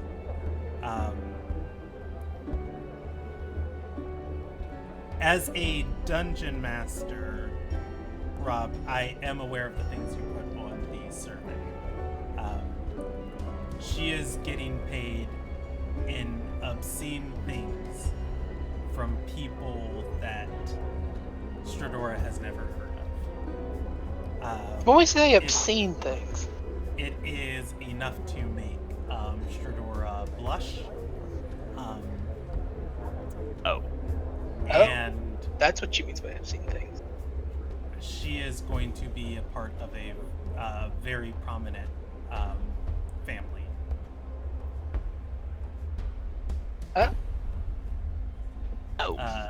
At which point, she will smile and say, like I said. Right. I'm a little too young for that. So, that's nice. That's fine. I do hope you enjoy being the least favorite trophy wife in your family. Least favorite. Rob, give me... Oh my god. You're shattered, honey. Check. Why do I need a performance check? Oh. Man. There goes my 16 streak. I want to give you a... I have inspiration, but it's not worth it. I'm just padding the runtime of the recap I'm never gonna do. Oh. Yeah, so Stradora, as you say that and you go to explain, your senses all shift for a moment as the room spins. Very quickly and prominently, she smacks you across the face. You're going to take 2 points of bludgeoning damage as your face, your head kind of just like shifts and, I was worried that it was magic. Taking everything. You insufferable whelp! Me? You just hit me. If you're gonna hit me, you at least have the decency to challenge me to an honor duel. But that would require you having honor.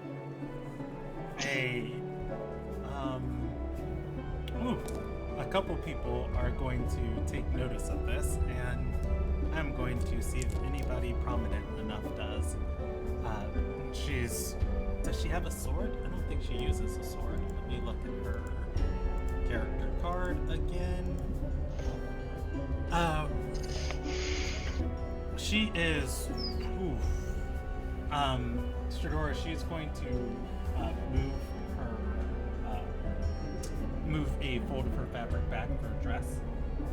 At her waist, you can see not only does she have a dagger, she has several small vials there, and she's going to say, you and I duel, you won't move for a very, very long time. I'm sorry. I'm internally laughing at the threat of being poisoned as a Drake. Yeah. You came to the wrong fight, bitch! I think at this point, before things can escalate any... But are we going into combat? No. I think there are, rather the stewards of the Flame Seeker's Hearth is going to walk up to the both of you and say, both of you, calm down, weapons away. I have no weapons. She's going to move her dress, letting it fall I back. literally have no weapons. You know the best part is that we just poisoned the host's strength, and she just showed that she had poisons. Oraic is going to, or Gecker is going to say to Oraic and say, Oraic!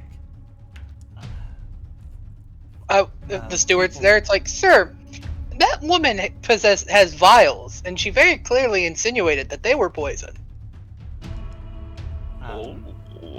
The woman is going to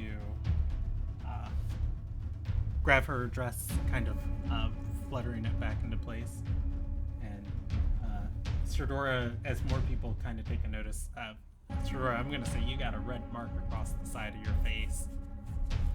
Worth it. More and more people start watching this, and she's going to say, I'll take my leave. Gecker is going to shake his head and say, can't put the city in the girl. He turns and says, Princess, I'm sorry. Allow me. Does he know healing magic? I'm gonna stop him and just be like, it's fine. The next time, though, I would do a better background check and get somebody with a better backhand. This has already healed over. Oh my god. I know you've been savage in the past, but... I've been hit harder by worse. He's going to look at her as he leaves and say, this matter with Bess I'll attend to in the morning. I'm going to go comfort her. He's going to nod and say, so again, sorry for ruining your evening, Princess. Enjoy the rest of your life. Illyria, enjoy the rest of yours. Think at this. No, at some point I would have gone back to the bathroom, uninvisibled myself, and came back out. A couple people are going to rush over to Stradora, especially Light Rashia, and she will heal you. People are trying to comfort Stradora, see what happened, why she attacked you. But hey, not bad. Calling her a hussy. She is! I know, but... Damn! In the end, we bumbled our way to victory. Well, no, I just finally took the gloves off. She had a few traits. She was annoyed by nobility, any sort of nobility. Her favorite sin was lust, and her current mood was annoyed and not very satisfied with her current place in life. And it's like, yes, I'm moving up. It's like, you're not moving up. You are gonna be somebody's hoe. It's just like, how the fuck dare you? You know, I wish I like hindsight's 2020 is like, damn, I maybe could have thought of something, but yeah, I'm not good at this.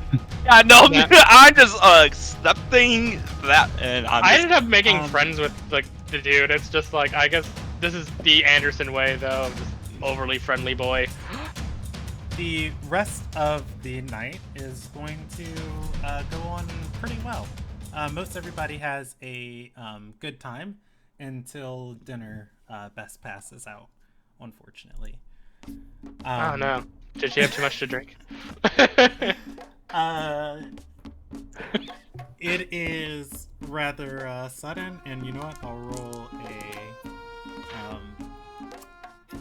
Well, Nora, didn't you say that woman had poison earlier? She did. She did have poison. You know what? I'll say, as this happens, Anderson, just roll me a deception check. I'll allow Stradora to give the help action if you want, or Stradora. Can I have roll advantage? one, too. Yeah, I'll give you the help action. And that will just. Fuck yeah! Go team!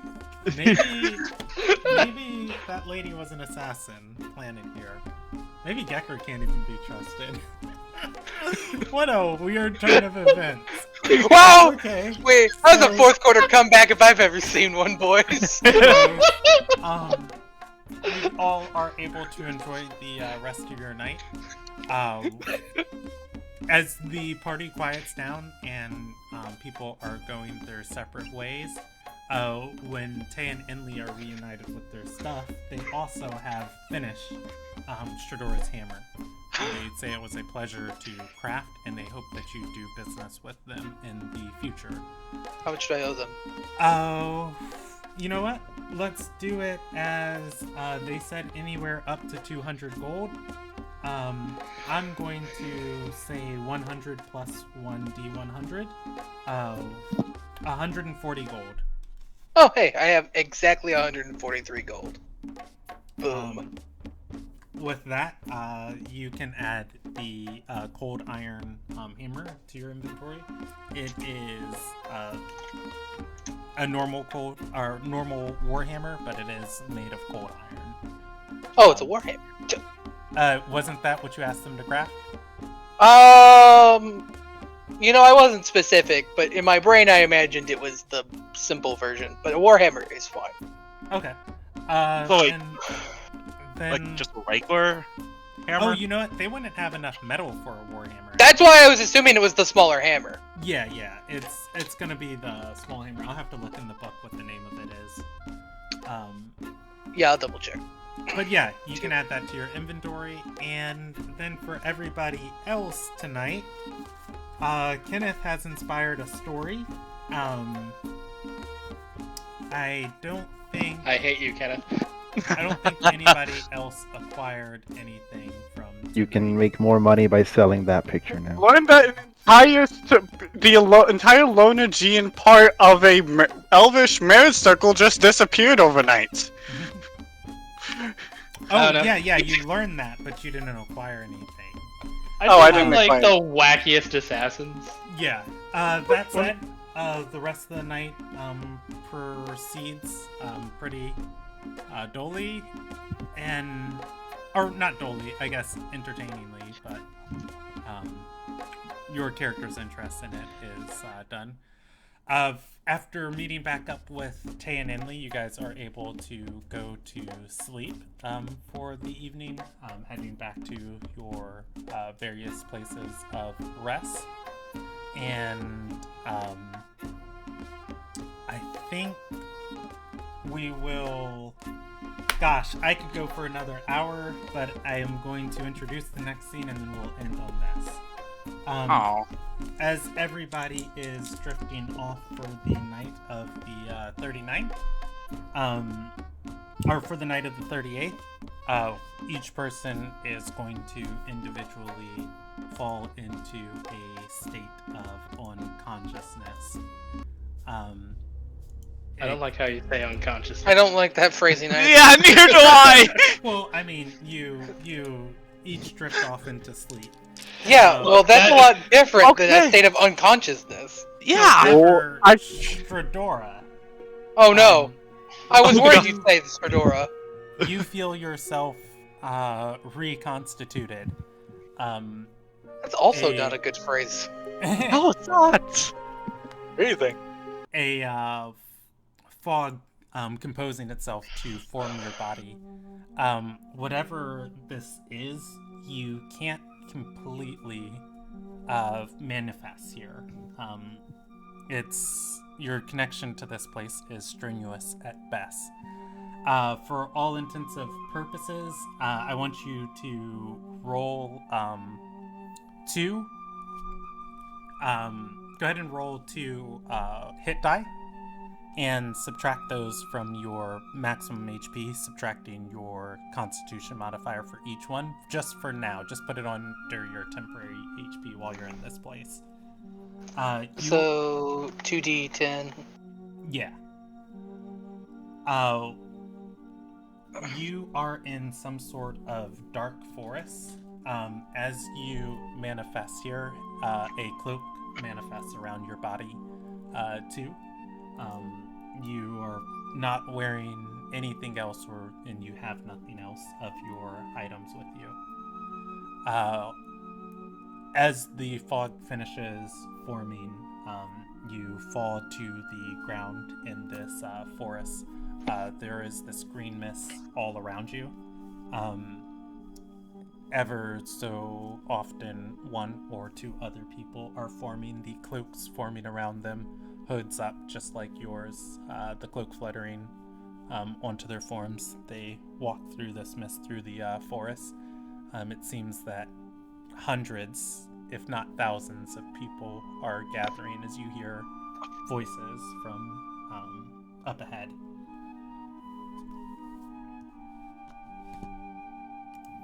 Okay. Panda, are you here? Yes, what's up? If you have been listening, the same experience is going to happen for Aurora.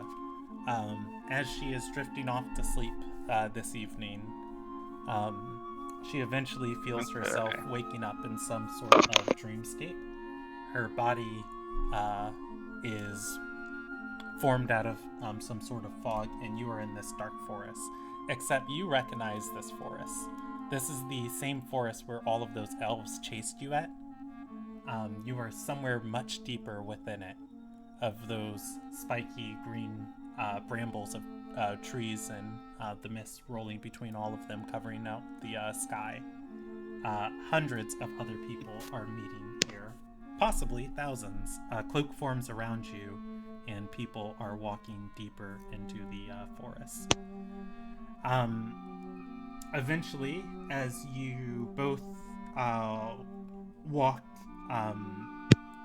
into this forest, there is a clearing upon which there is a stone well, or a stone fountain. The fountain has several different statues supporting it, as water runs over the sides and into the lower basin. A stage has been built around it, and 10 different women walk across it. Do I have them on this list? I do not, but I will get them on here next week. A woman is going to hold her hands up, quieting the crowds of hundreds of people here, and she is going to say, "Daughters of Gindwai, we've come. The final hours are upon us." People are going to stop and listen. I can go for another 40 minutes if you guys want to keep playing. This is our session time. We can end here if you guys want. I don't have to work tomorrow, so I'm fine continuing. I'm I fine feel to continue too. I feel biased because this is the part you warned us about that probably would be primarily me. So Yes. I would rather hear everybody else's opinion because, again, Matt biased. E, where you at? I have a conflict of interest. I have no sway either or, so I am going to put my vote as a Yeah, I 0.5 feel on like each if side. we get through this tonight, then next session we can be back to like full party stuff. Matt, how do you feel?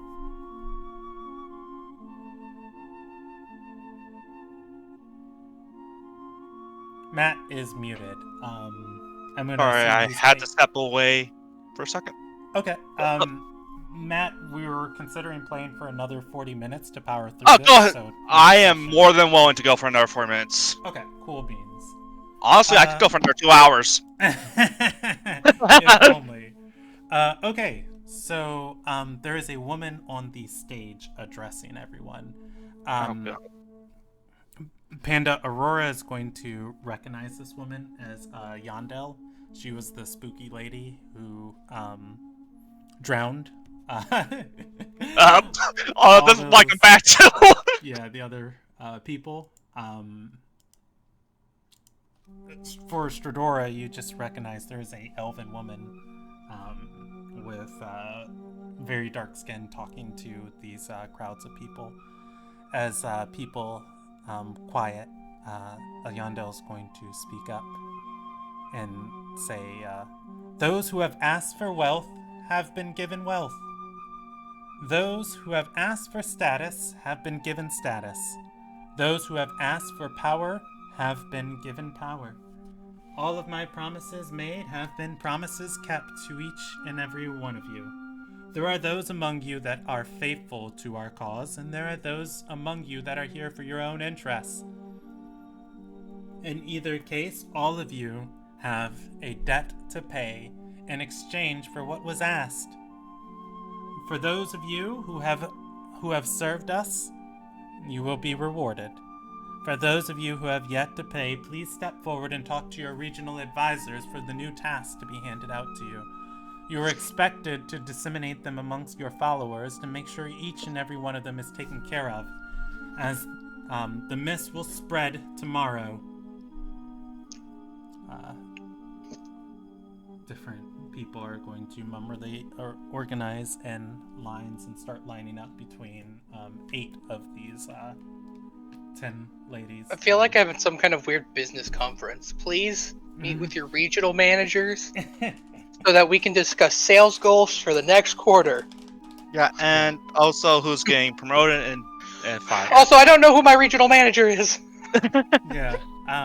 Stradora, as people are shuffling around you and you're not moving, a couple people are going to kind of look over at you before finally somebody is going to bump into you and say, "Stradora?"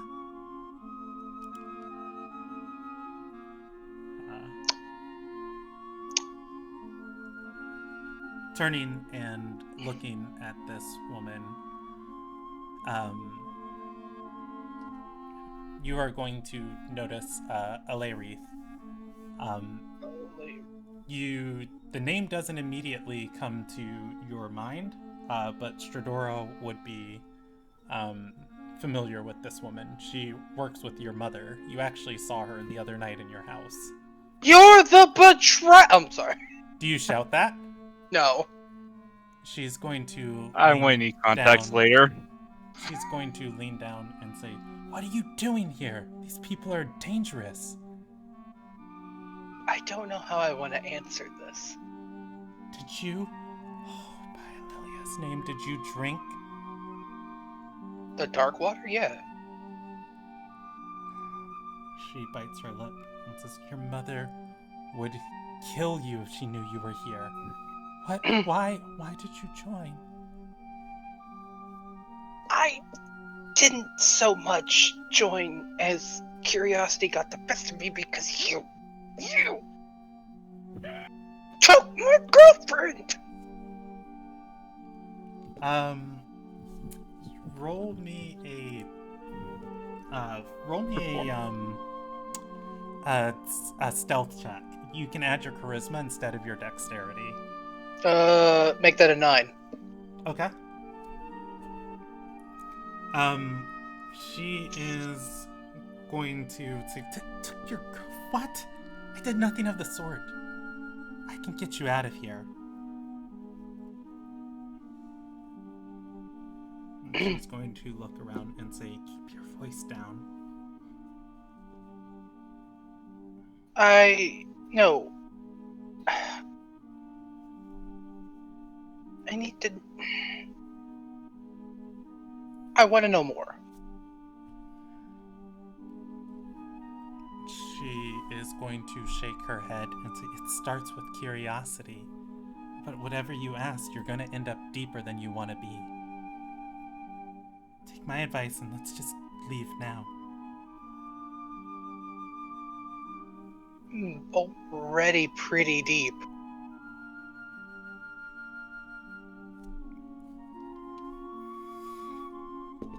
I have a feeling you know how deep I am. She's going to exhale and nod and say, "What did they promise you?" Nothing. I don't think they know I drank. She points to the woman on the stage and says, "That woman's name's Ayandel. She leads this circle. She can command these waters. She can remove them from you. If I go and tell her you're some urchin who stole the gift from someone else, perhaps you'd take it back and you'd be free of this place." Or perhaps she'll strike me down, and then you have to explain that to Mother. She shakes her head and says, "No, she's kind to Sarai." Yeah. So, what you're telling me is that you have a magnanimous Fedora. elf. I forgot to mention, looking on the stage, you can vaguely make it out from under one of the cloaks. Oswandria is on the stage. Oh, I'm gonna act up. Oh boy. It's fine. Composure. Composure. Strength. That's not my girlfriend. That's just, it's a doppelganger. It's a doppelganger.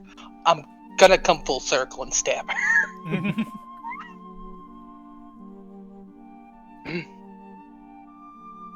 So you're telling me that your magnanimous elf leader has a keen eye for the safety of Sarai, but just happens to ask you to do things that are kind of dangerous from time to time. She is going to nod and say, "She's protected thousands. That's the purpose of tonight's meeting. After everybody's given their new orders, we'll be given a way to protect ourselves from what's coming. Protect those close around us." She's going to shake her head and say, "If you're here for your mother, you don't have to worry. I'll make sure she's not affected."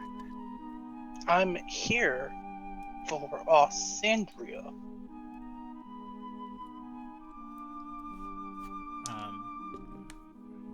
She looks up and says, "Seems they have the vessel."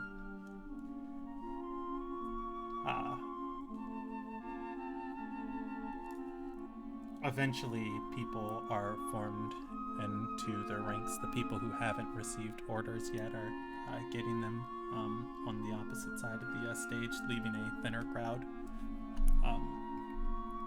Here, Ayandel is going to step back up. Panda, while all of this is happening, what's Aurora doing? That's a very good question. Is she just standing and watching? Because she's going to be kind of in a similar situation as... I think she's kind of just observing what's happening and trying to figure out what is even going on. We should form a tag team. Okay. Honestly. Yeah. So Ayandel is going to speak to everybody here again and say, our vessel is within our vessel is within our care now, and tomorrow, and we've already begun changing the entire face of Ilderon as we know it. And tomorrow, the mist will consume the inner sea. Some may spread to the shores of your lands, in which case, as all of you are under my care, I shall ensure each of you are protected.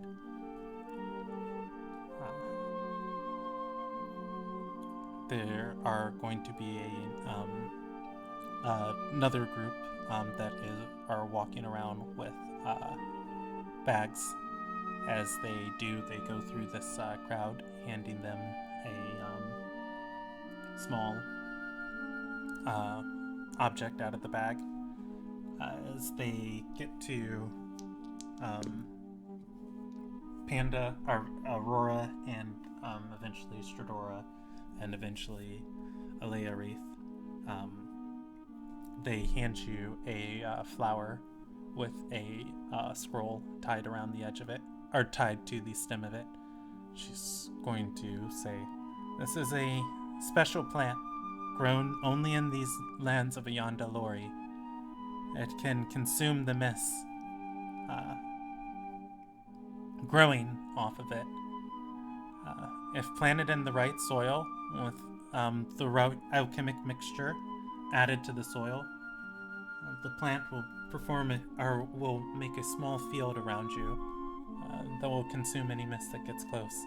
You and those you care about, if kept close, will be spared. 20,000 souls must be given tomorrow, and 20,000 souls will be reaped. This is a cost we cannot avoid, but when divided amongst all of us," she is going to nod and say, "will not come from those who we wish to protect. For that, you have my word." At which case, she's going to look to Oswandria, and I wonder if she's obliged to give people any more information about what's going on. I'll roll her a percentage check. Yeah, you guys are probably in the dark about stuff. And she's going to say, "I'm sure you've all wondered what all of our work all around the world has led to." She's going to gesture towards Oswandria and say, "Our god, our leader, the one who banishes blindness, was banished himself from this realm. We have a vessel powerful enough to contain the soul of a god, born of this world, of this realm, that can inhabit it, welcoming back Ginduai into our realm. With it, we usher in a new era of Ilderon, one where the gods cannot simply ignore the needs of us mortals.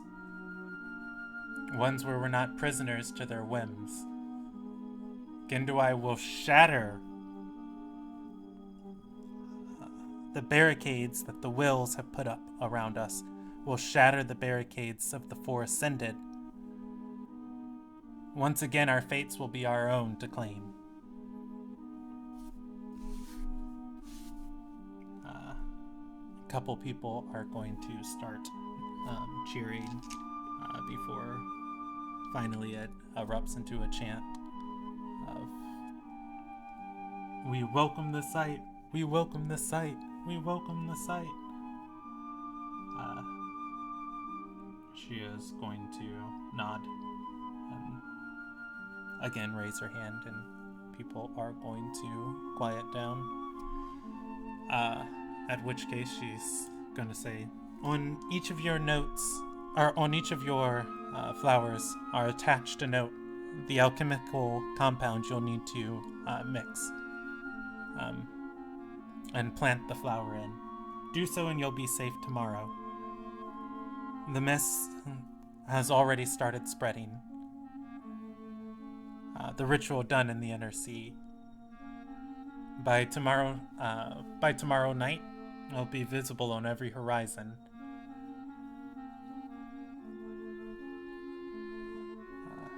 Soon, we welcome a new day in Ilderon.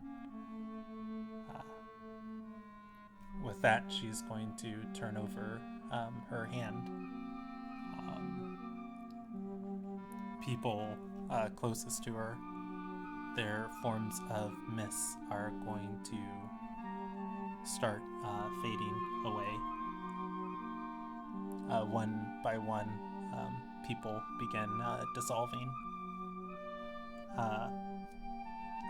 Alearith is going to look at Stradora and say, look, as she wraps her hand around Stradora's and says, just plant this. Take you and your friends and huddle close to it. And please, please don't get involved with these people any more than you have to. And she is going to grab the back of Stradora's head, bring her in for a hug, just kind of pressing Stradora's face against her neck, and then she dissolves. It's only a moment later before Stradora does too. Finally, eventually, Aurora does also. Stradora! You wake up on the morning of the 39th of Noble. Clutched in your hand is a black lily. There is a small note attached around it. You don't remember going to sleep with it, but your dream comes to mind. And how about we pick up here next session? Yay! I have 24 hours to stop an apocalypse. Yay! We're all about to die. Yeah, that's what I'm like. Okay, I'm definitely not going to get saved in this.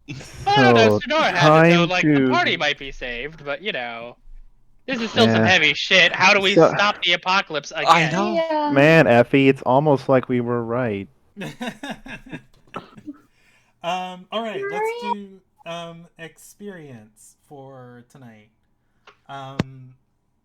Let's see. You guys successfully stopped the daughters from gaining access to Bess's library. Oh, Through, like, the most roundabout way, but yeah. Yeah. well, hey, Well, it works. I say roundabout, and then we just decided to go fuck it and went direct. A successful job is a successful job. Yeah. Claude, I think my favorite part is when we poisoned her and then convinced them that it was. E, I'm gonna give you experience if you can try and guess what happened to Zencia, the arena organizer. She just mysteriously disappeared one day. It's not like Oh my that's god, is she happened. the one that got drowned in the dark water? No. I was going to say either they somehow got. This is technically both. I'm going to assume that she got merged with this Daughters of Gendawai cult. Or somehow they're all now become different shadows. And then just a bunch of doppelgangers now. I'll give you minor experience for it, but yeah, women in Alil Nagai, specifically Sky's Reach, have been going missing like crazy. What else happened tonight? Stradora, you drank the dark waters, and Aurora drank the dark waters too. Yes, the soul stealing water. Hello? Soul stealing water, but also this is how they've been communicating with people, their entire faction across the world. You guys are now a part of their the end of their conversations.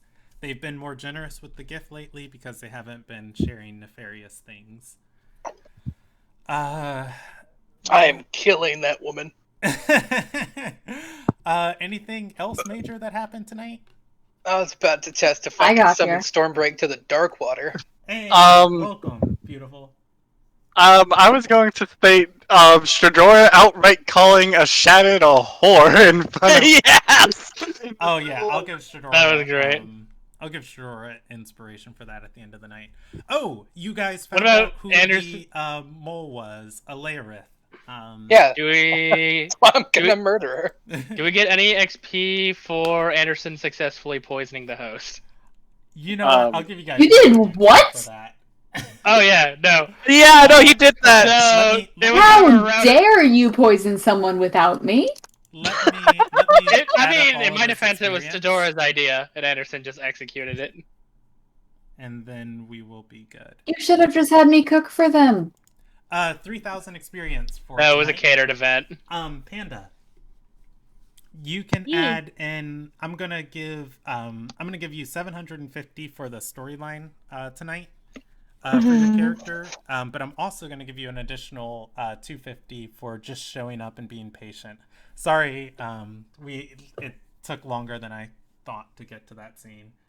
So I'm gonna say It 1,000 is experience for fine. Aurora tonight if you wanna add that to her shooting boost. ahead. Never underestimate the power of a player's ability to faff around. Never I underestimate the power of appreciate you me more than being you know. bored.